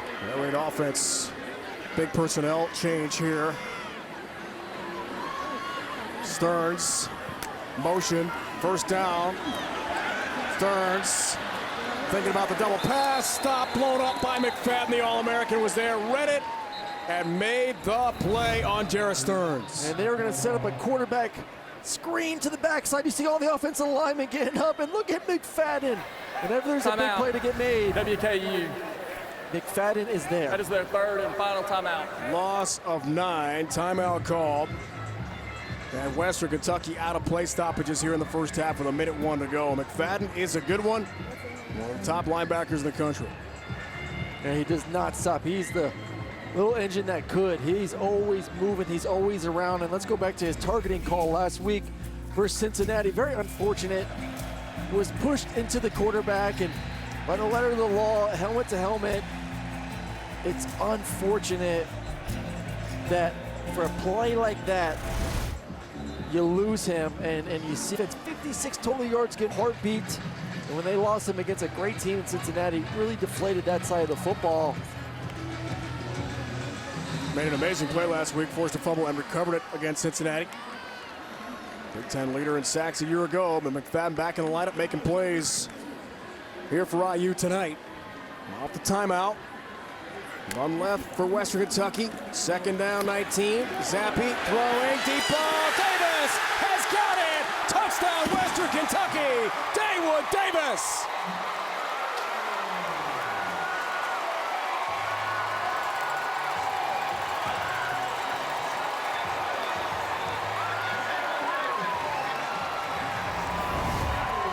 One-on-one on the outside, and just a stutter and go. These corners are so used to all these quick passes, quick passes, quick passes. Jalen Williams, eyes got stuck on the quarterback, and what a route. 24-yard connection. Daewood Davis, the Oregon transfer. Narveson off the upright, and good. He bangs it off the left upright and through. And the Hilltopper student section says, whew. Now, Daewood Davis, you're going to get a clear out.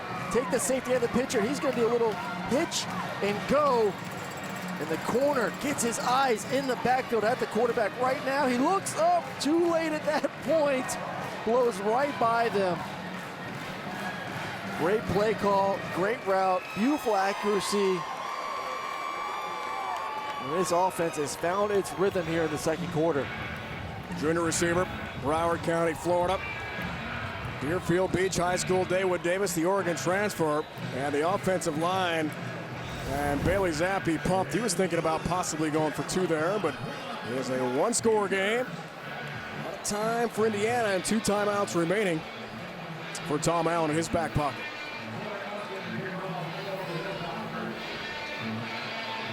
Davis had the first touchdown of the season. That was against FCS opponent UT Martin, 76-yarder. Tied the game 7-7. On a catch and run, he's got some wheels. And he's talking this week about how big it would be for Western Kentucky to beat a Big Ten team. Never done it, school history. Hewitt launches that. Kickoff goes to the end zone for a touchback. 55 seconds first half. Yeah, listen, you got 2 timeouts. Your quarterback's playing great. Your receivers are making plays. Offensive line's dominating. And you got a kicker who is extremely accurate. I mean, I'd give it a go. I would, especially the way Penix is playing right now. They may try a screen, something easy real quick to see if they get a big pop and then decide if they want to go full or not. But I think the way he's playing this offense has been go, go, go this half. Try to take advantage of it.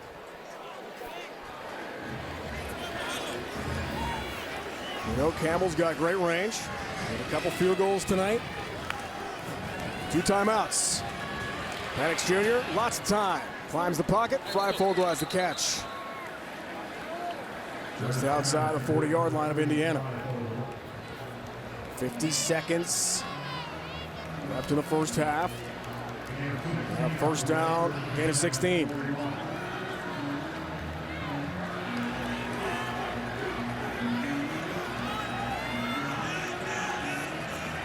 Good start of the drive toward a potential field goal or a touchdown for Indiana. Here's Penix again.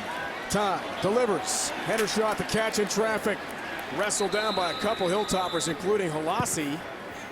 Another big pickup plus territory first down. Great job once again. Same route they saw earlier with the drop pass. Smash route to the boundary, not there. It gets back to his dig route. Going fast, gain of 19. Hit as he throws. Waiting for a whistle. Was his arm moving? What's the ruling? The ruling on the field is an incomplete pass. Incomplete pass. All right. And that's D'Angelo Malone coming around the outside. Penix does not get up in the pocket fast enough. Let's see, does arm get going forward? What do you think, Aaron? It's so tough. I like it. I do. I'm sure they're going to look at it. We'll get a couple more views at it, I'm sure, to see exactly when that ball comes out of that left hand of Penix. 6 sacks Malone last year in a 5-win Hilltopper season. He's a good one. Yeah, everything from there. The ball is being pushed forward. Offside, defense number 34. The previous play is under further video review. The video review doesn't matter at this point if it's an offsides, because that's offset. So even if it was a fumble, so I don't know why they're reviewing this right now. Juwan Jones was offside. It's a free play. Free play. It's a free play. So I'm with you on that. First look from our great crew that his arm is going forward. And it should be ruled an incomplete pass. Great pressure from Malone. 2019 Conference USA Defensive Player of the Year. And second, even if it is a fumble, it doesn't matter. Free play with the offsides penalty. Right. Early in the season, refs are still working out their kinks as well.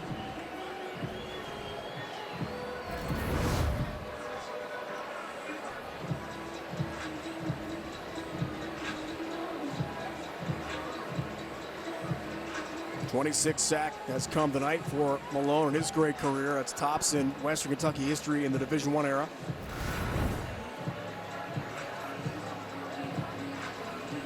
Went to the FBS in 2010. They played Indiana that year and lost.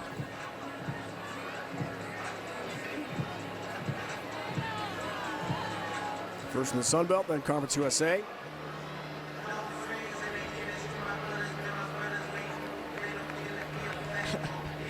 I don't know, am I missing something here? I just don't understand.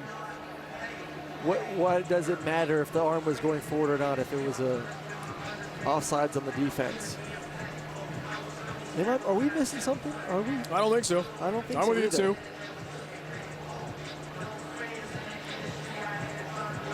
Randy Smith, the replay official, a couple doors down from us here in Bowling Green, Kentucky.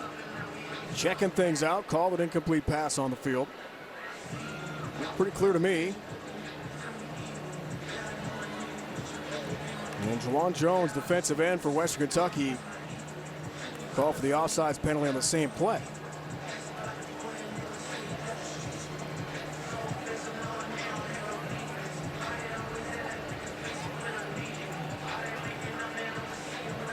Jones, the team's third leading tackler. 146 career hits for him. Redshirt junior from Sugar Hill, Georgia. And one of the top defenders on the Hilltopper roster.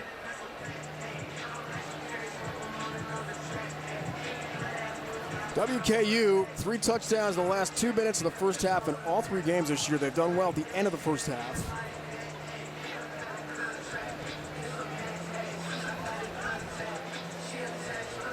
And we'll get the call here momentarily. Let's sort this out. After review, the ruling on the field stands. We'll enforce the offside on the defense 5 yards from the previous spot, and we'll replay first down. All right. Wow. Clarification. 1st and 5.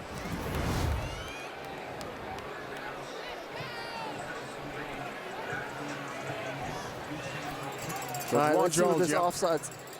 I don't really see anyone offsides there. It's the second time we've seen phantom offsides, one on a kick that gave Hoosiers an opportunity to re-kick to get 3 more points, and right there, I don't see anything. All right, bottom line, 1st and 5 here. Just over 36 left, first half. Penix Jr. throws off the back foot, 5-foot little spins, but it's behind him, incomplete. Antoine Kincaid, safety for the Hilltoppers, good coverage. And right now, you have to anticipate, if you're Indiana, pressure, pressure, pressure. Western Kentucky wants to get them out of field goal range. They have an opportunity right here at this distance. I know he missed one earlier, barely, but they could kick a field goal here. So what they want to do on the defensive side of the football, see if they can get a sack, push them back out of field goal range. 2nd and 5. All important 2 timeouts remaining for Tom Allen here in the first half from Bowling Green. Flap snap, pressure Malone, and throw at the feet of Carr. I assume an incomplete pass. Tom Allen saying that should be incomplete. Let's see, again, the officiating crew discussing, and let's get an official timeout as the clock is rolling at 10 seconds. They may have some time put back on. Let's find out here. Been some questionable officiating right now these past few plays, but I mean, incomplete. He's right there. He threw it at his feet. That's an incomplete pass. I don't know, man. The ruling on the field is an incomplete pass. Please reset the game clock to 25 seconds. That's a big difference. All right, so 25 seconds out there. Tom Allen was reminding the officials incomplete, and please give us 15 more seconds. He still has the 2 timeouts. Well, once again, pressure, pressure, pressure. They're trying to set a screen into that pressure, just did not get going fast enough. We'll see man-to-man coverage. Freifogel. They're going to bring pressure from these inside linebackers. He's the guy I'm going after. Under 10 on the play clock. Carr with him in the backfield. Big play, 3rd down. Carr. Stephen Carr breaks a tackle. 1st down and then some. Cut back. Keeps on trucking. Running over tacklers. Khalif Halasi got steamrolled by Carr. Gain of 21 with 16 seconds to go in the half. What a run. That was tremendous, and a timeout call. Timeout. Indiana. Wow. And that is their second. I think Hoosiers was thinking, hey, let's just try to see if we can make this a shorter field goal. But the way Carr has been running in this game, an absolute bowling ball, breaking tackles left and right. Malone misses. 2, 3, 4, bowling ball off 5 or 6 pins. Man. You got 16 seconds. Ball's on the 15-yard line. You got a timeout in your pocket. Obviously, you want to save that just in case for the field goal, but you got chances to go after the end zone right here. Bowling ball and Bowling Green. Bowling ball and Bowling Green. Sorry. Couldn't resist. Big first half for Carr. Wow. Hoosiers leading rusher, 227 yards and a touchdown entering play tonight. And 118 against FCS foe Idaho, week 2 in Bloomington for Tom Allen's bunch. Penix Jr., some pressure comes and throws toward Miles Marshall. There is a flag down. A lot of contact. Halasi is pleading his case, as is Will Ignont. The corner for Western Kentucky in disbelief. No, it's a pass interference. Easy call. on the corner route. Halasi got way too much.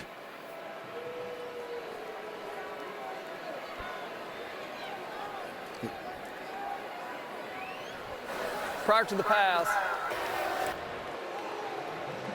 Now you definitely, with 12 seconds to go, you have 3 opportunities to see if you get 7 points. And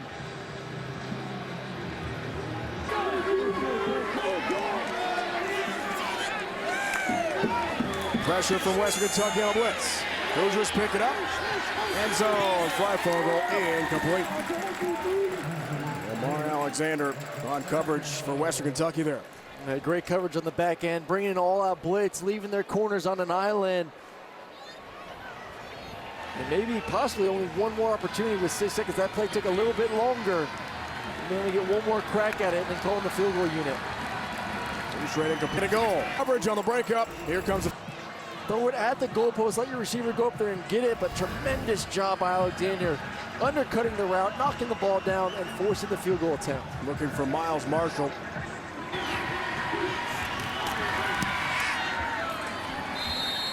Perfect. To end the first half from Western Kentucky. Tyson Helton pumped because his defense didn't give up a touchdown, but down 23-14. After the break, we'll send you to our CBS Sports Network crew in New York for the Verizon Halftime Report. You're watching College Football on CBS Sports Network, presented by Geico. Geico, second trip for Indiana to Western Kentucky. Hoosiers won here 38-21 back in 2010, up 9.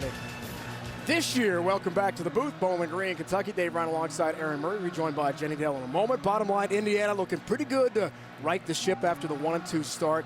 Western Kentucky trying for that signature win. I think both teams look great to start this game, especially the offense. If you wanted offense, you turned into the right game here tonight. Penix has been absolutely tremendous, looks super comfortable, very accurate on the outside, getting through his reads, mobile, getting in and out of the pocket.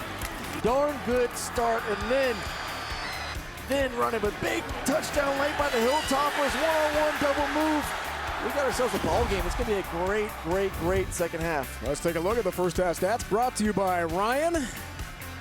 Time possession, it's a big stat tonight, Aaron. Yeah, but this Hilltopper offense, you know, they're not one that's going to possess the ball long just based on the speed, but defensively, they got to get off the field a little bit more. Only one punt in that first half. Penix Jr., outstanding. 218 passing yards. Head coach Tom Allen, so optimistic in our Zoom call with the head coach that Indiana will live up to the high expectations. Right now, he's fired up.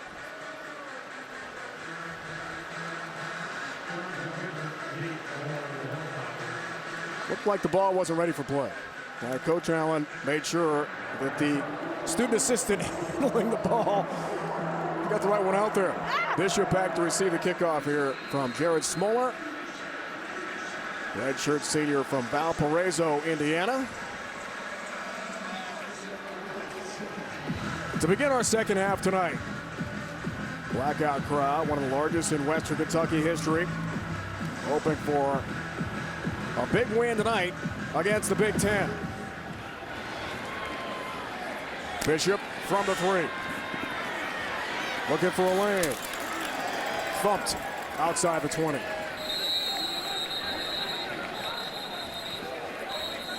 Back down to Jenny Dell. Guys, you got to remember, coming into this one, Coach Helton said, I'm a realist. I know this Indiana team is more talented than us in almost every area of the game, but that doesn't mean that they're going to win this game. And that was the message that he echoed at halftime to his team. He said, we really need to focus on the fundamentals of this game. Go back to football one-on-one. You go out there, play smart football. This is what great victories are made of, guys. He was very inspiring when I chatted with him. Ready to go, Jenny, for a big second half here. It's so interesting to hear the head coach say that. It's very rare. Whittington carries on first down and pushes the pile ahead to about the 29.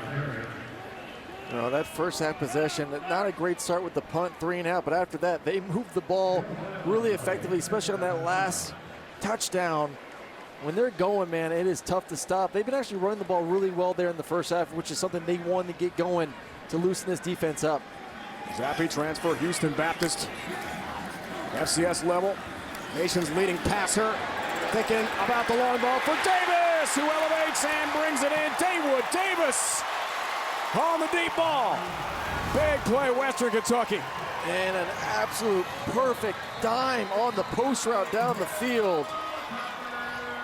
And we have an injury Hoosier on the field right now, number 23. It's Jalen Williams, their partner, who is shaken up for Indiana. It's a 39-yard play for Western Kentucky. Zappi is 15 of 19 now, 189 passing yards tonight for the Hilltoppers, but Williams, the senior from Memphis, is down. And he just hits the turf really hard coming down. Hoping he's okay. 4 picks last year, 6 for his great career at Indiana for Jalen Williams.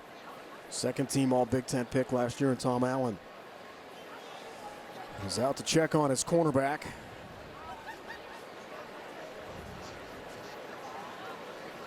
We'll take a timeout. Just underway in the second half.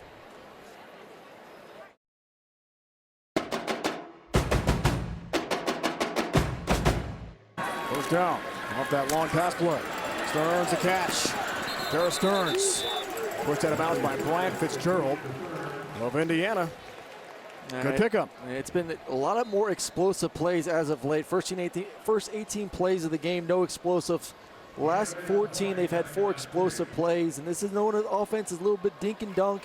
Those screens you just saw, defense starts to come up a little bit more man, a little bit more quarters. You start to see some more shots down the field. David, 2nd and 2. Zappi, quick pass, Stearns, quick catch it in. Stays busy. McFadden the track down. It's another first down though for Western Kentucky. Gain of 11 for the Hilltoppers on the move. Tonight's red zone being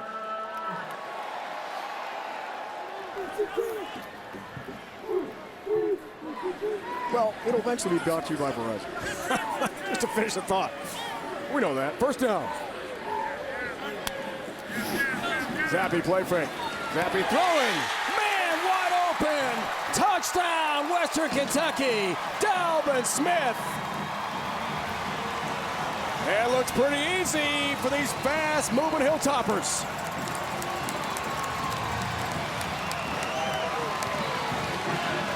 Right now, the defense head is spinning. They don't know what's going on. It's just happening so fast. Everything's so spread out. And all of a sudden, you got a sneaky wheel route. Double post, eyes on there, great play action, and then you got a wheel coming right on the backside. First career catch is a touchdown for Dalvin Smith, freshman from Glasgow, Kentucky. And Narveson is in for the PAT for the Hilltoppers. Got that. Oh, got a game here, Aaron Murray. It's brewing, buddy. That's a great first drive. Come out of halftime. Move right up and down the field. Zappi, Smith. We got a ball game tonight. He had 22, 2 touchdowns. And just, I love the speed in which it gets out of his hands. And the defense wants to come up. And then, hey, we'll take a shot down the field. Double move, a post route. Really in complete command. Right now, this offense is looking great. Both quarterbacks very efficient, taking care of the football. Goal number 1, they're doing that as well. Bailey Zappi talked this week about trying to improve on the start of games. He's had a pick in the first 2 drives of his first 2 starts. UT Martin in this stadium, Army a couple weeks ago. Didn't happen tonight. He has been super solid for Tyson Helton. And this new air raid offense led by coordinator Zach Kitley. Hewitt takes a knee for a touchback.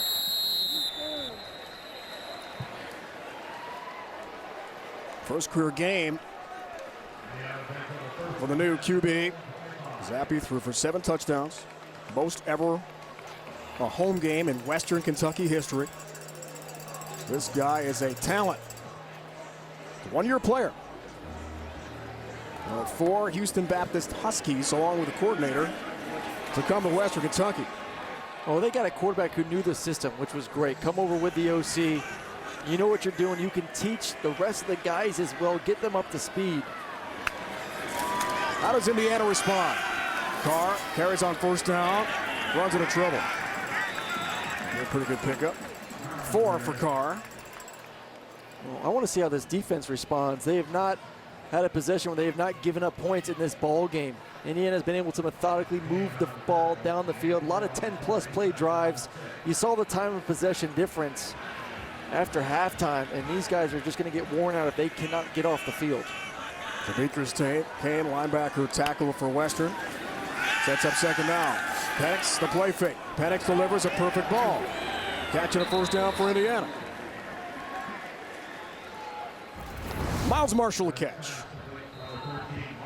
I just love, right now, obviously beautiful routes, the timing, the anticipation, the hit your third step and let it rip for Penix. This is something he did not do last week for Cincinnati. Too many times he was hitting his back foot, not knowing exactly where to go with the football. And I know it's a really good Cincinnati defense, but still he looks lower body-wise, more efficient, which is helping the throws. Delivers a dart, first down, Hoosiers, little play fake. Pass again, utilizing the tight end. Bonner has the catch this time. Second grab for him tonight. Now make that Hendershot. Gain of 5 for Peyton Hendershot, team captain. Right now it's tough for this defense. You know, they keep trying to get into this bare front, so nose, 2 3s and 2 5s to slow down the run. It's leaving one-on-ones on the outside that they're able to take advantage of.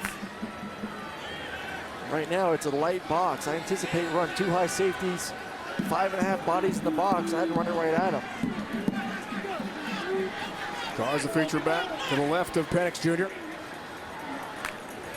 Flap snap, second down. Play fake, Penix throws instead. Catch made by Cameron Buckley. That'll move the chains, plus territory for Indiana, first down. Calm, surgical tonight. This is exactly what this offense needs, some confidence going forward. Give it 7 on the first down. Indiana in no hurry here with 10 on the play clock.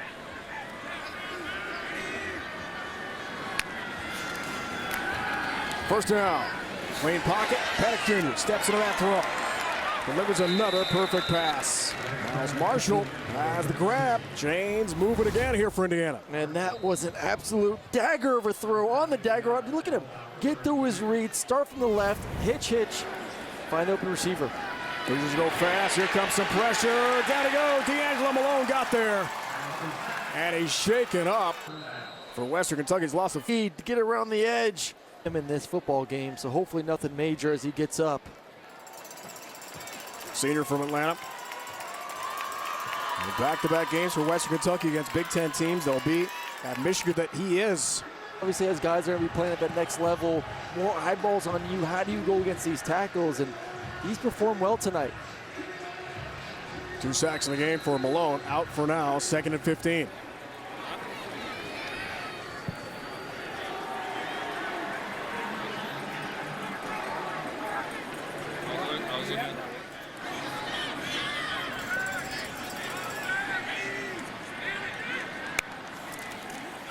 Penix Jr. Play fake to Carr, pressure again. Delivers. Miles Marshall, sliding catch.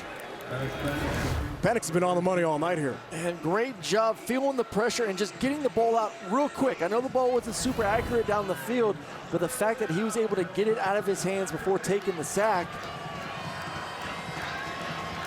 Gain of 11. Sets up 3rd and 4 on a short field here for Indiana. Here comes the pressure.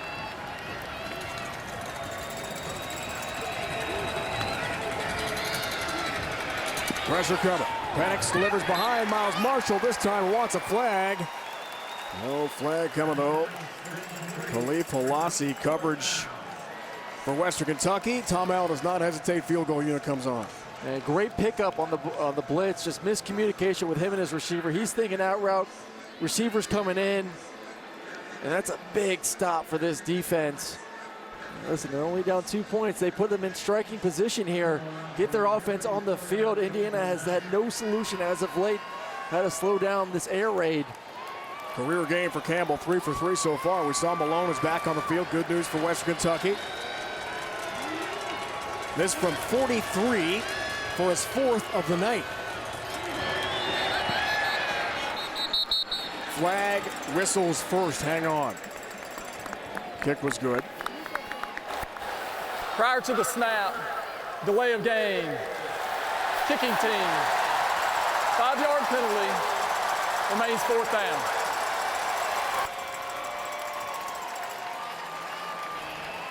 Back him up 5.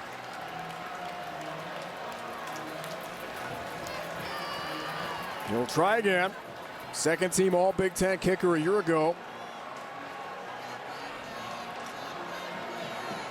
18 of 19 in his career. Field goals. This from 48. Enter this game 9 of 10 in his career from 40 or more. Great kicker for the Hoosiers. Tries again. Delivers again. This guy's money, Aaron. 4 for 4 tonight. And Indiana up 26-21 thanks to the strong right leg of Charles Campbell, the redshirt junior from Jackson, Tennessee. The most in school history. A year to remember. But with that kind of results, expectations are high in 2021. Some key injuries tonight. DJ Matthews hurt in the first half, on crutches now.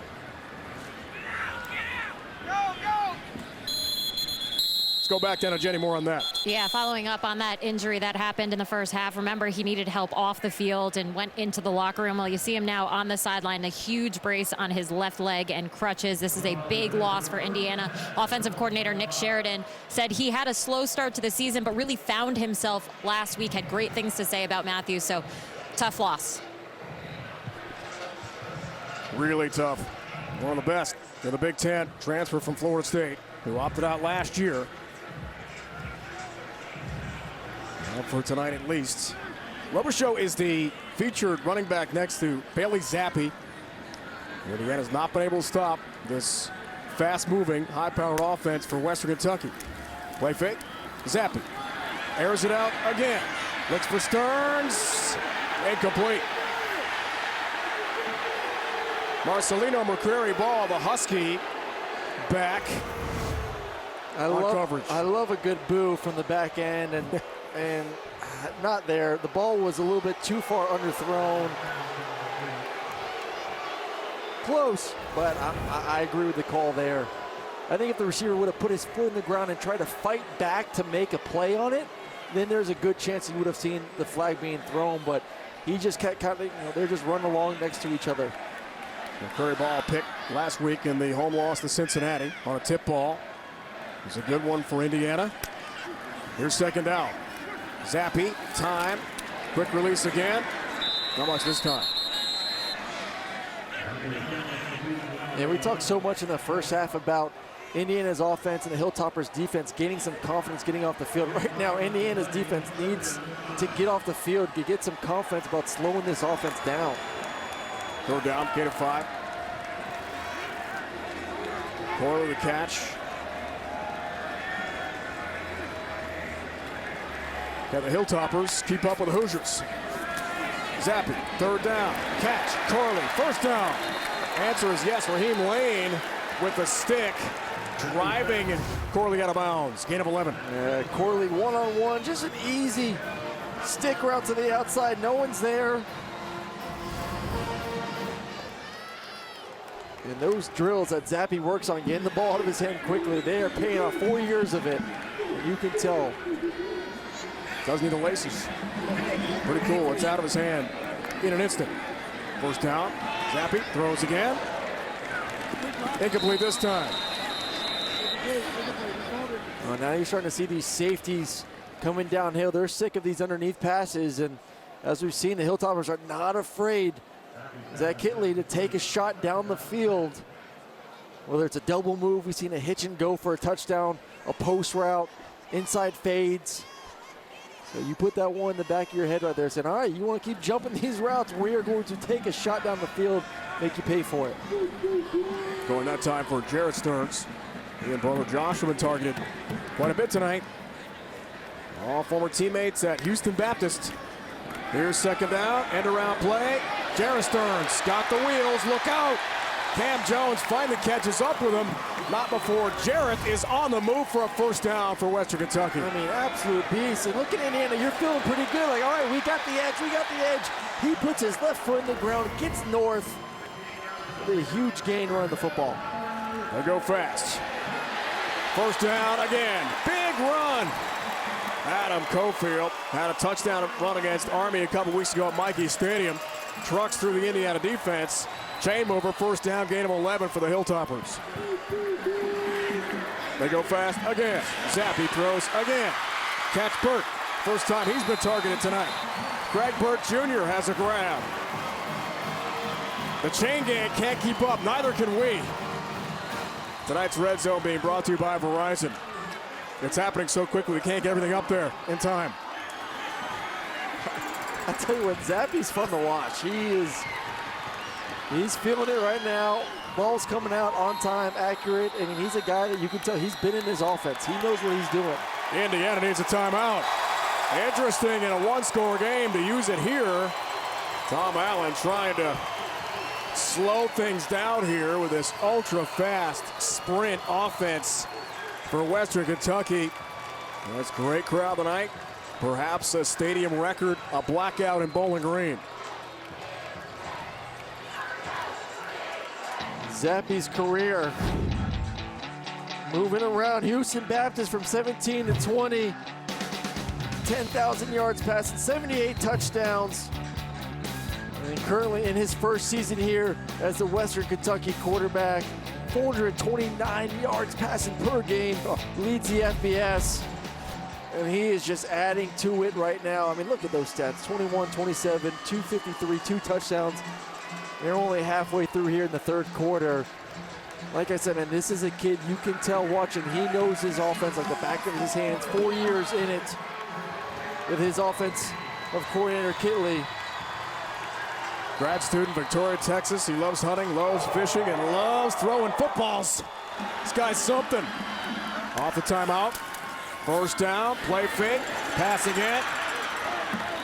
Inside the 15-yard line this time. It is out of his hand in a second. Well, the no laces thing too. The fact that he's so accurate with the football, doesn't really care. And you know, we actually had some footballs back in the day with they had no laces at all, so you got comfortable just gripping it and ripping it, and that's something that he works with as well.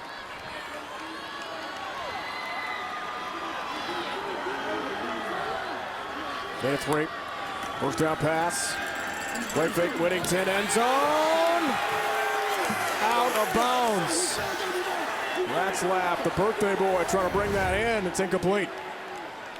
What a heck of a catch, going over the defender. Clearly out of bounds, but a tremendous effort. All-American Taiwan Mullen on coverage. Third down. And we've seen absolutely no pressure on Zappi. Third and long situation, maybe having to take a 3 to 5 step drop with a couple of hitches. See if they can get some pressure on him.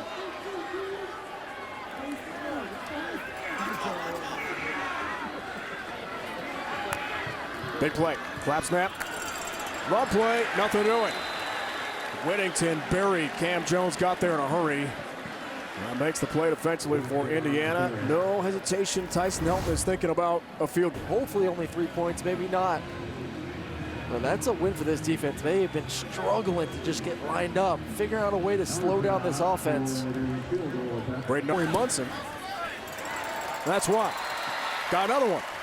3 more on the board for Western Kentucky and Tyson Helton. It's the best, especially if there's a trophy on the line. Adds a little bit more fire. Corey Munson won the bowl game a couple years ago for Western Kentucky. Kickoff, return for Jacoby Hewitt. Outside the 20. That's a lot of yards right there. Look at that average, wow. 5.8, 7.3. Indiana, too, really opening this up. This is an offense that usually likes to run the football. Passing the ball really effectively with Michael Penix Jr. really feeling himself tonight. Not a lot of defense, really good offense. Makes for great TV and fun to announce. That's right. That's great for the announcers in the booth here. Teams have scored on 10 of their last 11 drives in this game. Wow. All right, Penix Jr. the offense back on the field here for Indiana. On first down, has time, delivers. Miles Marshall has the catch. Davion Williams, corner for Western Kentucky, has the tackle. And just another extremely accurate ball, and I just love the way he's getting through his reads. 1 to 2, balls out on time, second hitch. And that's a great job by Marshall taking over. DJ Matthews was that slot receiver making plays heading in this game. Obviously, as Jenny has been informing us, is out right now with a leg injury. QB's been awesome right there. 49 combined, make it 50. Total completions as Jacoby Hewitt gets the little shovel and picks up some more real estate for IU. Well, and for how good these quarterbacks have played, both offenses still have been able to run the ball effectively. And I know it hasn't been the primary goal of these offenses, been throwing the ball well, have had their way, but it still starts with the run. If you can run the ball and have the threat of doing that, it creates those one-on-one matchups on the outside.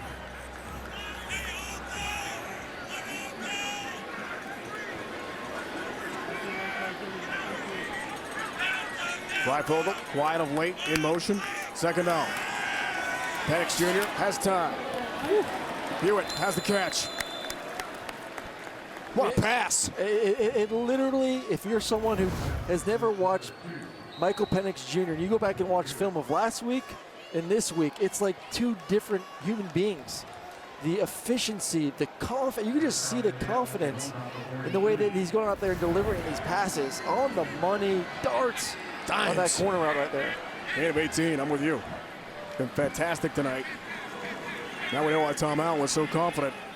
100% he said this week, he's my QB. I'm not going to Jack Tuttle. The backup Utah transfer, Carr on the pitch. Tries to make some tacklers miss. Michael Pitts, the Cincinnati transfer, is there and says, no, sir. You go down to the field turf, please. Big tackle.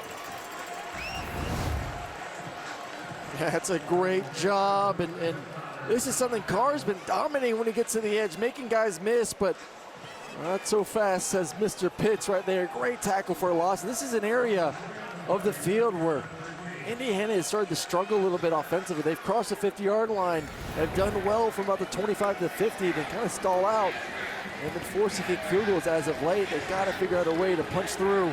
Maybe start taking some shots down the field. Loss of 3. Pitts had 7 tackles at Mikey Stadium against Army a couple weeks back.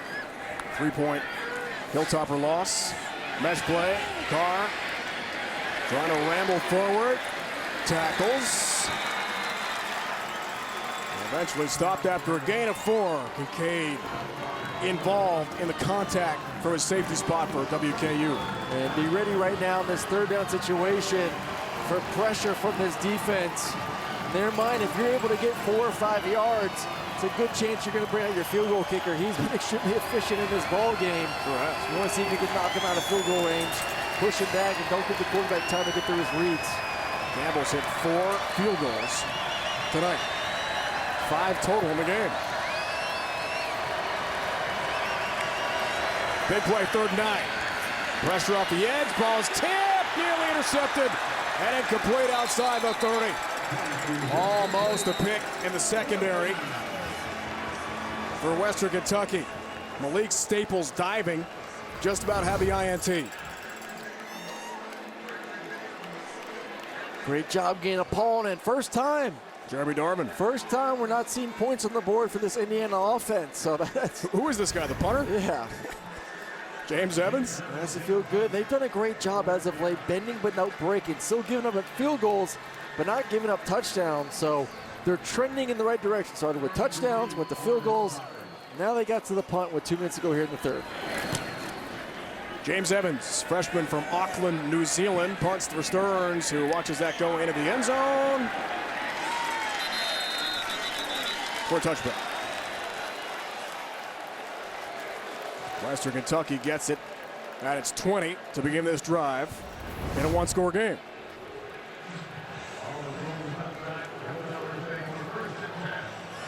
Moan, the All-American corner. First ever Indiana cornerback to be a first-team All-American last year. Just about was able to keep that ball out of the end zone from breaking the plane, but it goes for a touchback. So this guy's back on the field, Aaron. That's trouble for Indiana. It's scary, scary, scary. You talk about Michael Penix Jr. having a night. He is equally having a ball game right now, being able to move this offense up and down the field at will at the moment, and this defense struggling just to get lined up, struggling to communicate in the back end.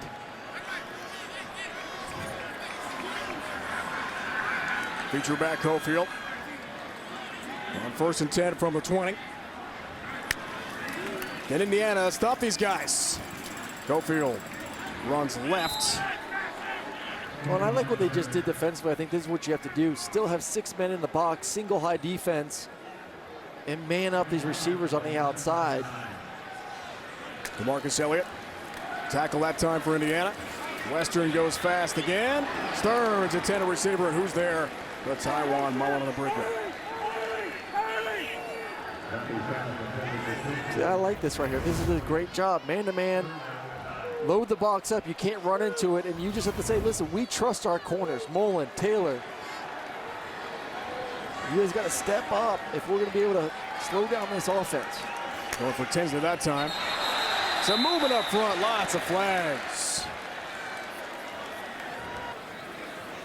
The yard penalty remains 3rd down. Transfer from Nebraska is in fact flagged that time. And going backwards 5 for Tyson Helton's Hilltop first for Western Kentucky. So rare to see guys nowadays stick it out. 3rd down, Zappi. Look out! Heavy hit, Cam Jones delivers a blow. The offensive player lower his helmet. Why is the penalty not being thrown on the offensive player to be kicked out of the game right now? If a defender did that, there'd be 5 flags on the field. Offensive player lowers his head, initiates contact with the crown of his helmet. There's not a single flag out there. It's a rule. All this just really needs to get looked at this offseason, because it's disadvantaged defense, and there's plays like that where the offense is the one initiating the contact. John Haggerty III from Australia. Punts to Reese Taylor, who replaces Matthews, injured as Jenny told us about in the first half. On a punt return for Indiana. Good Hilltopper roll. Checks up at about the 23. Both punters from the Pro Kick program in Australia. 61-yard boot. Ooh, uh-oh. I think the right hand. There may have been a nick of the football. It's Tim Baldwin Jr. I would like another look at that from a different view, maybe. That was interesting. I think that right hand got a little close.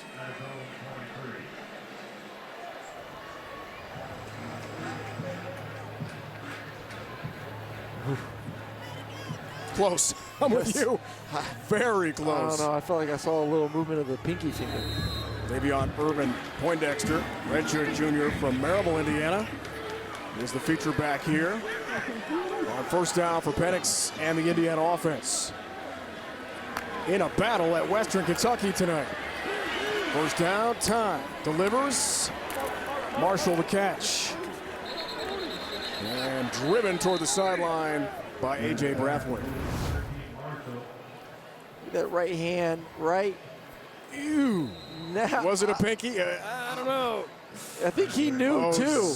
I think he knew. Oh, I think he got away with that one. Gain of 12. 1st down for Indiana. 32-second level, then some. Keeps on trucking through tacklers. 1st down for the USC transfer, close to midfield. Physical run again for Stephen Carr. Yeah, he's had a ball game as we close out this 3rd quarter. Him being able to get downhill break tackles has been impressive. Gain of 14, and he's 3 yards from the century mark for the great game here. Presented by Geico. Start the 4th. Carr hit right away. He got drilled. Amari Alexander was there in a second and made the play defensively for Western Kentucky. Timed it up perfectly with the pressure from the outside. Too many guys to block. And Alexander making the TFL. Once again, this has been trouble area around the 50-yard line for this Indiana offense. Haven't really been able to push through as of late. Got to take a shot down the field for some of this man. Lost to 3, second and 13.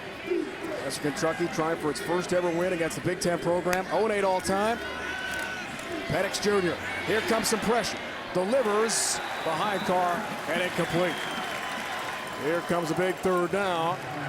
Demetrius Kane providing some heat against Penix Jr. And Ty Freifogel was the third down master there in the first half. Has been quiet as of late here in the second half. Miles Marshall, the number 13, has been stepping up. But I want to see number 3 in the slot, bottom of the screen. See if they can find him matched up against the safety. Record crowd here in Bowling Green, making itself heard again on a huge third down attempt for Indiana. 7-12, third down tries tonight. Penix Jr. Ty delivers. Freifogel can't make the catch, incomplete. It was a sticks route by Western Kentucky, forces a punt. And perfect design, perfect call. Cover 2, post route. He breaks it across the safety's face. Got to make that catch. I know it's a little bit low. You got to make the catch. If you're going to be the premier receiver in the Big Ten, you got to eliminate those drops we've seen for the past 2 weeks. Evans punting to Stearns, who wants a fair catch, executes that outside the 5. Back to Bailey Zappi and the win. Since a victory in Fayetteville, Arkansas, 45-19. Been a while, Jenny. Hoping for a big one tonight. Yeah, well, look at this stadium right now. Coming into tonight only 4 times in 287 games. Over 53 seasons has this stadium exceeded over 22,000 fans. We got 25,000 plus in here tonight. The players are feeling it. The energy is up. It is a great environment down here, guys. Third time ever hosting a Power 5 in this stadium. What an opportunity for Western Kentucky. Zappi from his end zone, beginning the quarter. Oh, pass for Mitchell Tinsley. McFadden, lots of pressure. A lot of pressure. Great getting the ball out, though. Don't want to take a safety there. And tremendous job by Reese, number 2 on the outside, with the quick tackle. I like what they did last possession. Indiana defensively, a little bit more single high, 6 guys in the box. Just put some more pressure on your corners on the outside. Here's Taylor, good tackle. All Big Ten performer. Zappi throws again. Corley has the catch. Lane makes sure he stays down.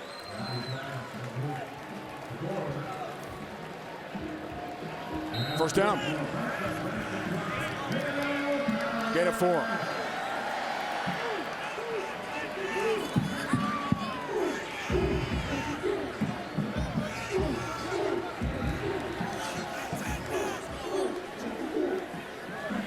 Zappi's been here before. Faced a lot of FBS teams in his days at Houston Baptist. Passing again. First down again. Tinsley has the catch. And they go fast. Great job getting through the read on the bootleg. Minute 12. Right back at it. Zappi some pressure. Uses his legs here. Haven't seen a lot of this. Got a touchdown run at Army 2 weeks ago. And he scampers out of bounds into the Western bench. Picks up some real estate for Western Kentucky. Yeah, and Coach Helton looking on, has to feel pretty good. His brother's in the house watching this offensive performance as well. And his dad. 26-34, 279. Got a quarter left. I know this offense is getting 400 yards plus passing a game. You may see that. A lot of ball left, and this offense can go in a hurry. Top passer in the nation, yards per game. Top passing team in the nation, Western Kentucky. Run play, Cofield this time, navigates, runs over south. McFadden trying to pull him backwards. Not easy, though, against Adam Cofield. The transfer from North Dakota State, as Kim Helton watches. Now Kim and Tyson, both former coaches of the year in Conference USA. There's an injured Indiana player. Game right now.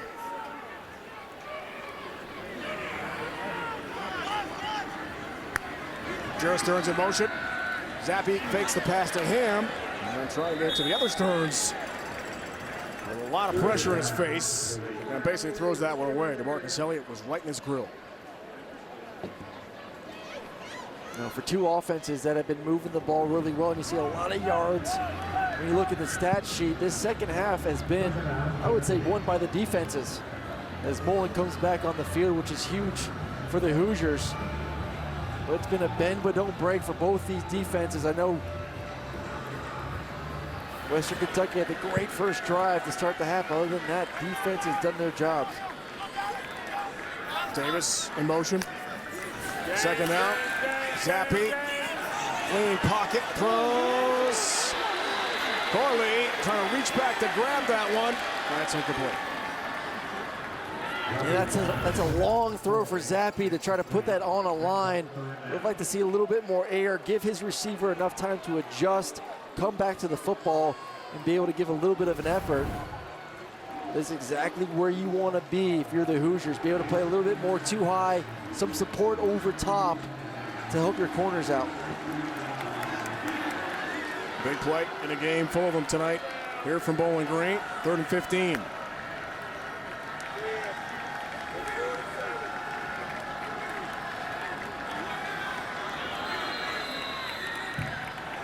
Whistles and timeout for Western Kentucky. Timeout, WKU. That is their first. It will be 30 seconds. This is when it's great to know that you have a veteran quarterback in Zappi, a guy that knows the offense, that understands, that's played a lot of football, that knows, hey, listen, we're 3rd and long right now. We're in a close ball game. If it's there, we're going to take it. If not, we punt the ball, we move on, get our defense on the field. They've done a great job this half. Offensive coordinator Zach Hitley, one of the tallest in the nation. He's 6'8". He was recruited by Abilene Christian to play college basketball. Went to Texas Tech, where his dad is the track and field coach. And was able to become a student assistant at Texas Tech. And together, quite a combination of Houston. He is going to be a hot commodity in years to come. Off the timeout. Big play here. Stearns the catch. They need 15 for the first down. Stearns gets to the 49, about a yard and a half shy. Monster Matthews with a monster hit. It's a gain of 14. Decision time here for Tyson Helton. What's he going to do? I mean, the way your offense is going, I'd go for it. Not with you. You're at home. But Tyson Helton disagrees. The fans wanted Aaron. And your offense is built for this, too. Your ability to get the ball out quick to the perimeter. They've run the ball effectively. You got a lot of juice, a lot of momentum. I would have gone for it there. John Haggerty III only had one punt in the first 2 games for Western Kentucky. Another Aussie import. Kicks to Taylor, who indicates for and makes the fair catch for IU. So Zach Hitley, the offense, has to punt this college football on me. Oh, man, he's bad. Nashville down out. Will Ignont got there immediately and makes the play. Oh, this defense has been tenacious in the second half. Being able to get after Penix a little bit, make him uncomfortable in the pocket, doing their thing against the little foursome. Here comes pressure and not much as Penix Jr. tries to get to Hendershot. Darvin was all over him, the big number 0 for Western Kentucky. Yeah, the heartbeat of this defense just gets left alone. That's a big man just to leave. The center goes to help out to left. Right guard completely lets go. You don't want that man coming after your quarterback, I'll tell you that. Stadium record crowd, 25,000 plus, making some noise here. This joint is jumping on 3rd and 12.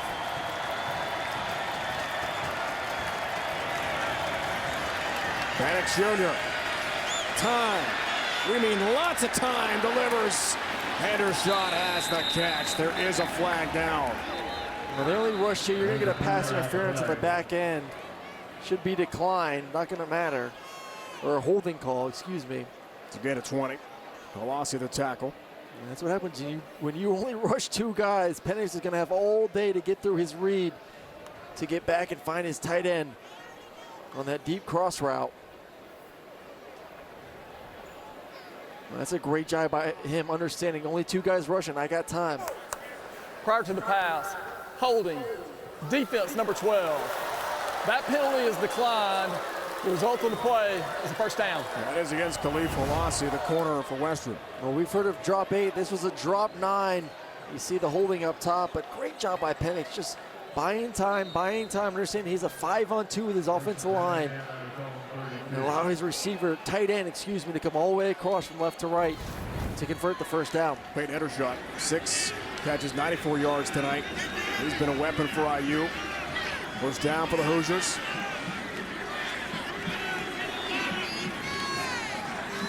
We play big from here on in. Penix Jr. time again. Freifogel, incomplete. Got hit there. Ignat was there on coverage. 2nd and 10 for Indiana. A little bit of an alligator arms there from Freifogel. Needs to be able to catch that. That's 2 now. And he's had the ability. He has the playmaking ability to make those plays. He has to go and do it. You said with a 1-catch effort against Cincinnati last week, I didn't do my job. I did not perform well. Had a bunch of drops. And tonight, unfortunately, he's had a few more of them. Really Big Ten wide receiver of the year. 2nd down. Penix Jr. faces some heat. Freifogel this time does hang on. And he's got the catch with Khalif Alassi on coverage. It's a great catch. Ball's a little bit low. Went down with it to make sure he catches it. Probably could have actually stood up and run through it, but between last week and a couple drops here in the 3rd and 4th quarter, it's good to just secure one, get the first down. He's get some confidence. He had a great, started the game off great, went a little bit quiet in the 3rd. See if he can pick it up. Yeah, he's a good one. Sorry, Aaron, super senior from Mississippi. Thought about the NFL draft after last year. 4 career 100-yard games, had some huge games. Last year in Indiana, ran through the Big Ten so well. Big run this time, Baldwin Jr. trucking through traffic. First down, then some. The ball came out at the very end of the run. Hang on a minute. Play stopped at the 34-yard line, but let's unpile the scrum. It's a gain of 21 if it stands for Baldwin Jr. Hoosiers ball. Well, it's a heck of a block up front by Bedford, number 76, and Caleb Jones, number 77. A.J. Brathwaite with the rip out. Ooh, just got lucky. The ball landed right under his belly. Remember, Baldwin Jr. had that fumble last week from the 2-yard line. Crucial against Cincinnati. A 2-score loss against the 8th-ranked Bearcats. Here they're trying to put away stubborn Western Kentucky. Not easy. First down. Penix Jr. throws on the far side. That catch made. And Buckley got the grab. And Ignat's got him. I think if you're Indiana, there is a sense of urgency that we need to score a touchdown here. I know your defense has done better here as of late, but this is a Western Kentucky team that can score and can score fast. Don't need to settle for field goals for the moment. 51 passing attempts tonight for Penix Jr. Completed 33 of them, 353 yards, no picks. 2nd down. Guard run. Tries the left side. Not much doing there. Big 3rd down coming up. Roderick Martin, transfer from North Alabama, was the first to get to him for Western Kentucky. Here we go, Aaron. 3rd down.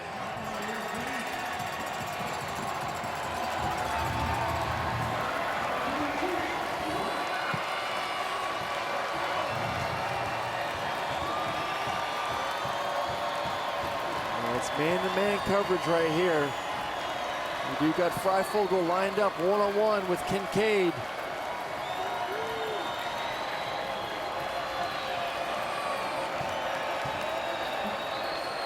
Huge play.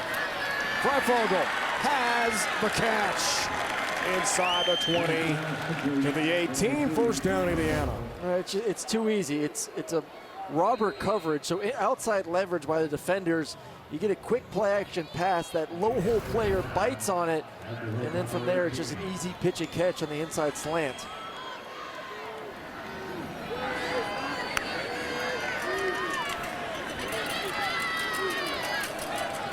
Nine catches, 88 yards, Freifogel.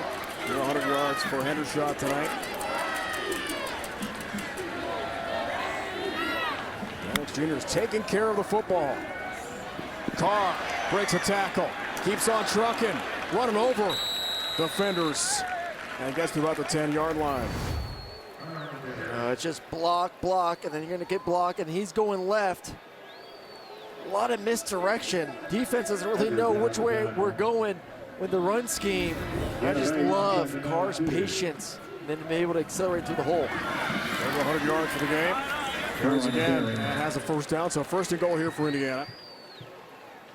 Juwan Jones, defensive end, has the hit there for Western Kentucky. 101 rushing yards tonight for Carr. Second is a Hoosier. Had one at USC as well against Stanford in 2019. Carr carries here. D'Angelo Malone and Darvin help put him down on first and goal. It's getting one. Defensively here, as you start to see that clock get to around 5 minutes, there is a sense of urgency that we need to prevent a touchdown, so I expect some pressure here. We've seen it inside the 10-yard line. We've seen it inside the 20-yard line. All out, cover zero, one-on-one the outside, and see if Penix can be accurate inside the red zone. Second and goal.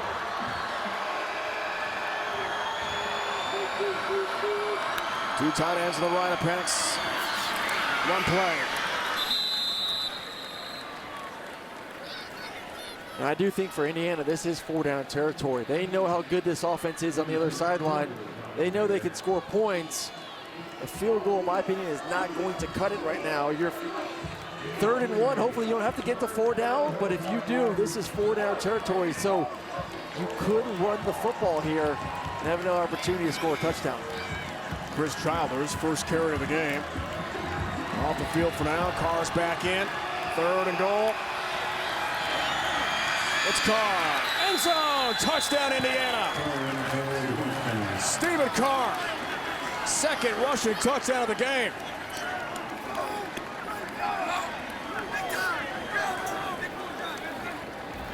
And just complete domination by the offensive line. Doesn't get touched till he's already across the goal line. And what a drive. Go back to that no go for it on 4th down from Coach Helton. I'd be regretting that a little bit right now if they're able to march down the field, make this a 2-score game. Campbell, very important point after an 8-point game, and he's got that. 2-score game. 4:27 to go in the 4th. And a great drive by Indiana. Methodic, move it down the field. Carr finishing it off. Hard air, crucial scoring drive for Indiana to make this a 9-point game. It was a great last drive by Michael Penix Jr. Very accurate with the football. Some big 3rd down conversions, especially by his #1 guy, Ty Fogel. And then Carr finishing it off. Offensive line doing their thing as well up front. But still go back. 4th down, just crossed the 50-yard line. Western Kentucky, you decide to punt the football instead of go for it. I know that's going to be, if they don't win this football game, it's going to be the first question, I'm sure, in the press conference afterwards for Coach Helton. It's 4th and 1 from the Indiana 48. Under 11 minutes to go in the 4th quarter. And Tyson Helton electing to punt. That was a big moment of the game. Bishop back to receive the kickoff here from Jared Smoller. Church senior and Rutgers transfer. Rutgers gave Michigan quite a game of Big Ten today. Wolverines won to stay undefeated. No return. Well, let's go back to the keys of the game. Indiana protect the football. They've done it. Penix, man, great job. Control the explosives. Up and down a little bit defensively. Western Kentucky, I think they did a great job running the football. No takeaways, though. If you want to win against some of these big boys, you got to figure out a way to win that department. But at the end of the day, Penix has been so accurate, in command, playing with so much more confidence than what we've seen through the first 3 games of the season. Fast-moving Western Kentucky offense back on the field. And Bailey Zappi, grad transfer. Houston Baptist trying to get something going here. Mullen, the nice overplay on Stearns. And a PBU for Taiwan Mullen. Tremendous play for the Indiana corner. And this is why I'm interested to see this offense right now. They're great when they can do the quick stuff. When they can throw it out to the flat, the bubbles, the screens. But when you're down by 2 scores and there's 4 minutes to go and you have to push the ball vertically down the field, what does this offense look like?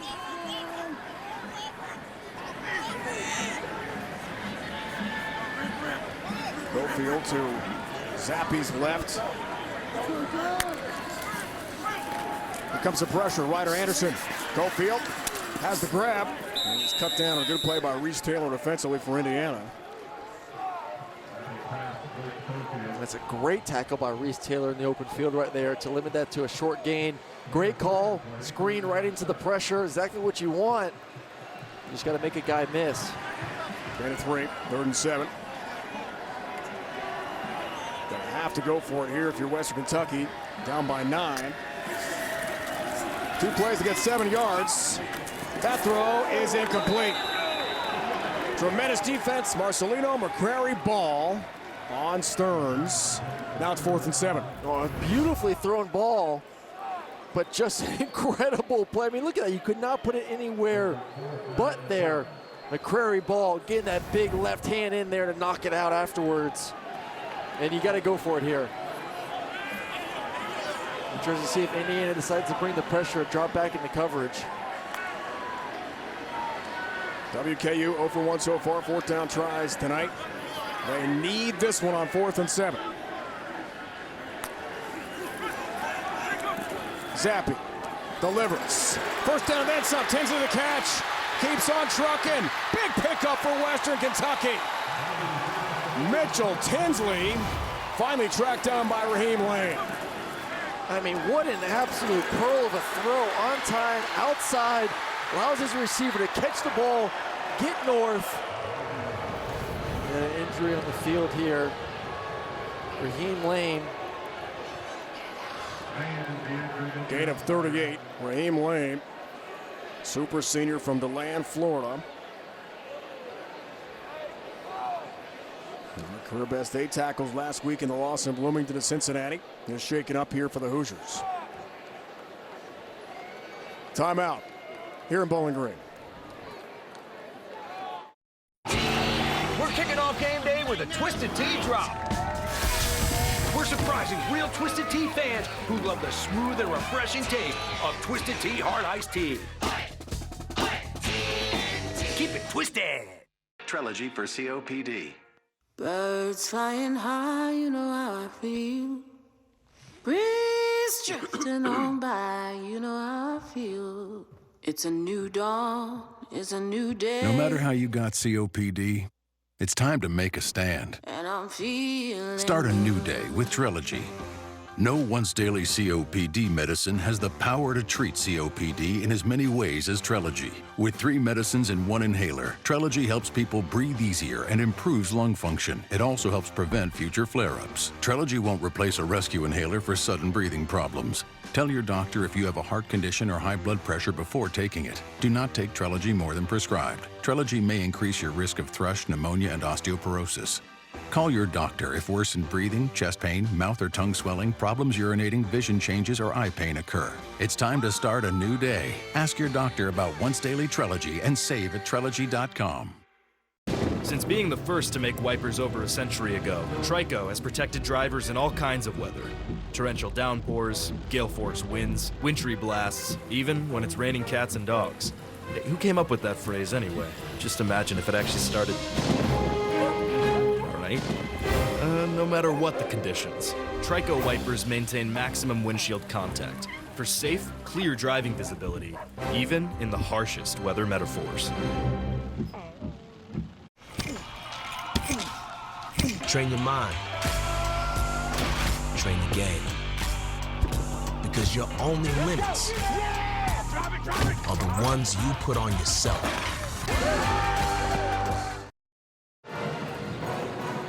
Raheem Lane missed all of last year, an injury for Indiana. Was shaken up Aaron a moment ago. Yeah, just got a little bit crazy afterwards. Trying to make the play, then flips over himself. And I'm hurting just watching that, so hopefully he's okay. Awkward. All right. Off the injury timeout. That was a big 4th down conversion. Beautiful throw. Great yards after the catch. See if they can take advantage now. Plenty of time still left. A lot of time. Zappi, pocket collapses, gets it off for Tinsley. Picks up another first down for Western Kentucky. He is tough to tackle in space. DeMarcus Elliott, defensive tackle, finally able to catch up with the elusive Mitchell Tinsley, and another Indiana player is hurt, and it's the All-American Taiwan Mullen. It's a gain of 12. Been a rough game for Indiana tonight. Well, this offense makes you run, that's for sure. Especially these DBs are all over the field trying to figure out exactly what's going on. He's in on the tackle here.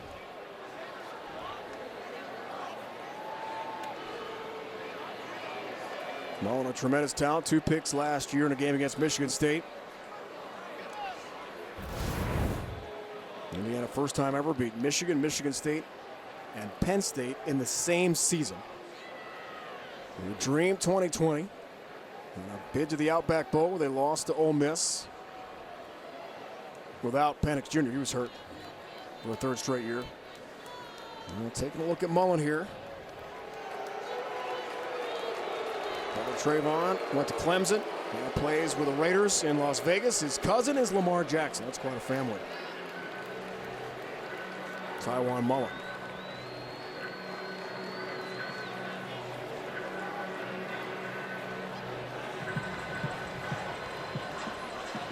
A lot of banged up Hoosiers tonight.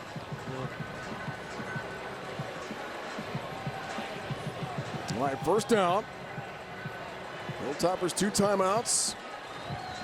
Get in the end zone, or at least a field goal than the onside kick.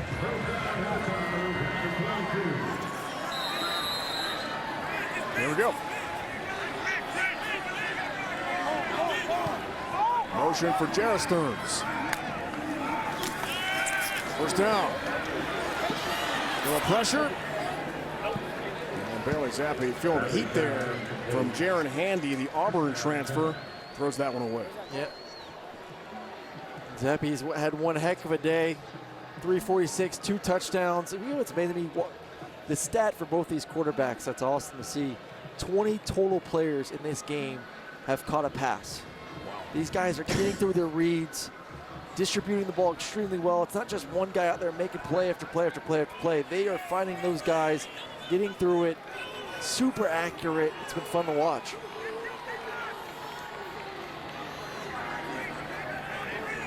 It's a lot of guys.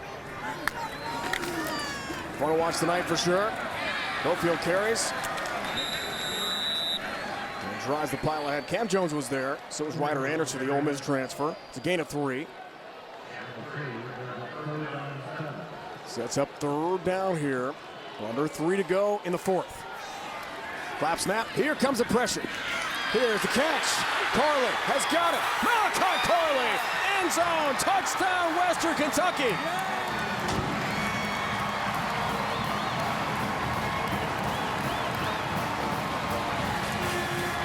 Back to a 1-score game. 19-yard scoring connection. One-on-one, they're bringing the pressure. Cover 0. What do you want to run for 7? Cover 0, out breaking routes, a stick route. You're one-on-one with Matthews, make him miss, and then it's a race. Big point after here. Braden Narveson. High snap. Got it. Snuck it inside the left upright. And Corley's 2nd touchdown reception. First came to the stadium against UT Martin a couple weeks back. Well, you're going to get all-out pressure, and you got inside leverage. They have no help, so all these safeties, they're going to have inside leverage, so you want to beat them without breaking routes. Quarterback has to get the ball out on time, which he does. You see the leverage, and then from there, it's just mano-a-mano. Who's the better man? Make a miss. Perfect anticipation that cover 0 was coming. The leverage you were going to get. Outbreaking route is perfect. Make a man miss. We got a ball game, 2 points. Now we got to decide if we want to kick an onside kick. Two timeouts to go, 2:43. You really don't have to. It's more of, do you have faith in your defense you can get a 3 and out? That's the big question. I don't think it's a timing issue. It's more I think you've got to. Western tried 3 a couple weeks ago in that loss at Mikey Stadium against Army. Unsuccessful on 3 onside kicks. Let's see.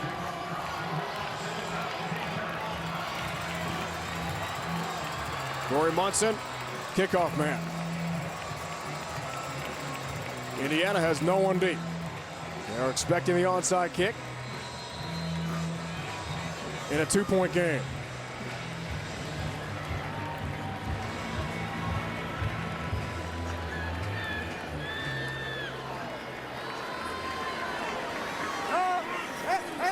Here we go. A kick instead.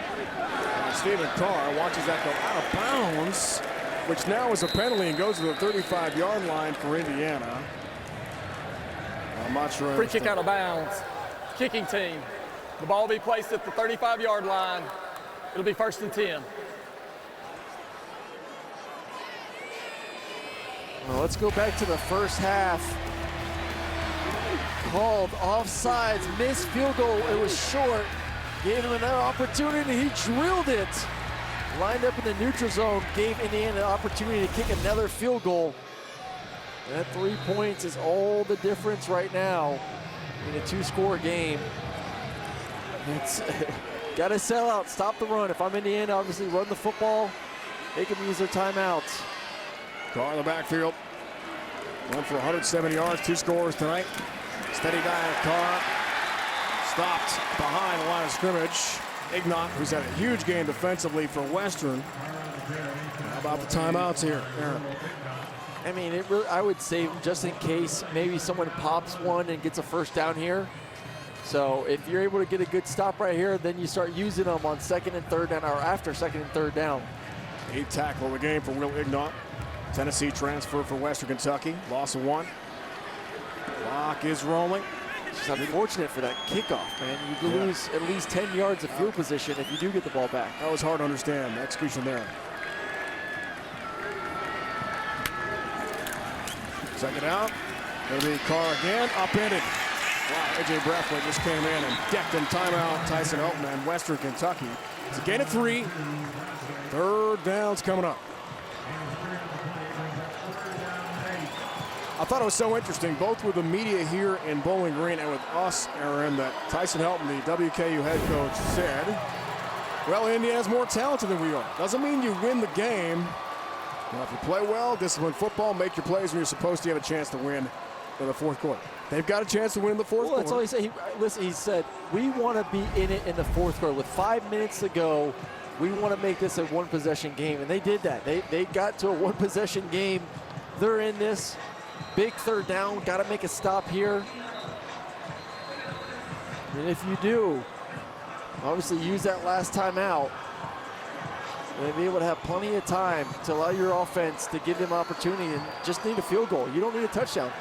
And if I'm Indiana here too, I would not be surprised if a pass. You understand as well that, listen, this offense can score. All they need is a field goal. I wouldn't risk putting the ball right now in Bailey Zeppi's hands.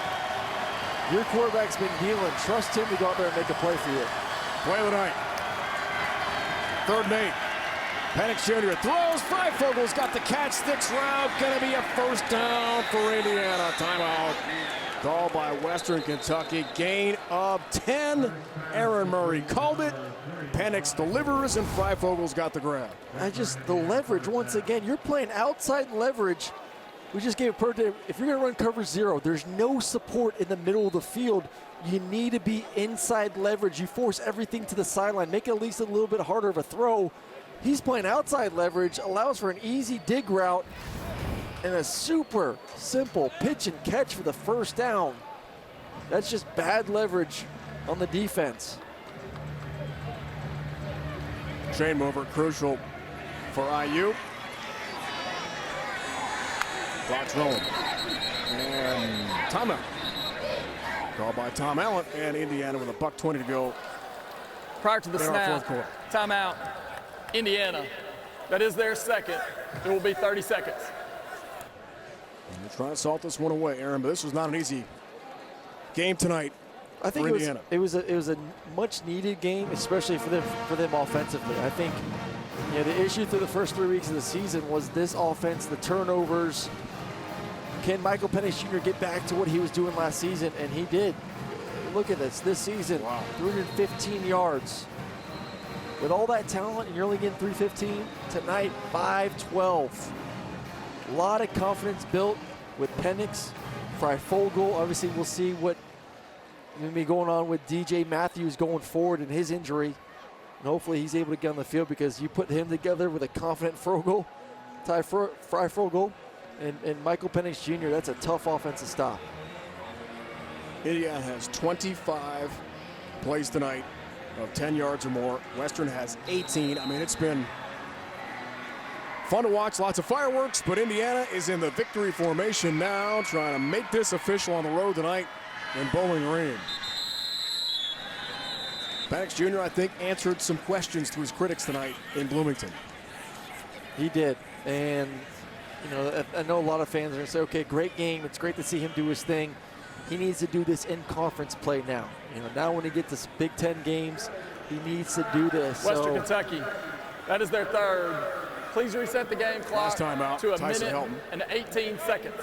With brother Clay here, recently dismissed at USC, and dad Kim, former Conference USA Coach of the Year at Houston.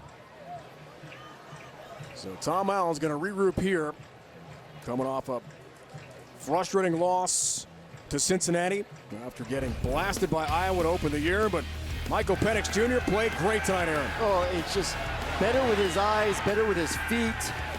Very confident throwing the football, accurate. Great job right there, willing his way into the early touchdown. But the big third down throws have been absolutely tremendous over and over again. His connection with Freifogel in the slot has been the difference in this game. Survival for Indiana tonight. They succeeded on their last 4 third down plays, and for the night, 11 of 17 third down conversions. Victory formation again. Western Kentucky's out of timeouts, and Tyson Helton's going to be asked about not going for it in plus territory. With 11 plus to go in the fourth quarter on 4th and 1, elected to punt. A one-score game, tough. 33-31, and Indiana's about to even its record at 2-2. This is a good team, man. This is a good Western Kentucky team. They can score, and obviously that has not been the issue in their 2 losses this year. They face a tough Army team. That triple option is no joke. And then tonight, they face a very good Indiana team that is finding their identity once again on the offensive side of the football. So the Hoosiers survive, and Tom Allen is pumped because Indiana's 2-2. A road win at Western Kentucky, which was not easy tonight against the Hilltoppers of Conference USA. 33-31 is going to be the final. Indiana heads to 6th-ranked Penn State, and for WKU, one more Big Ten foe on the road at number 20, Michigan State in East Lansing next week. Listen, a win is a win is a win, especially on the road. This was an incredible environment, blackout. This offense is tough to defend for the Hilltoppers.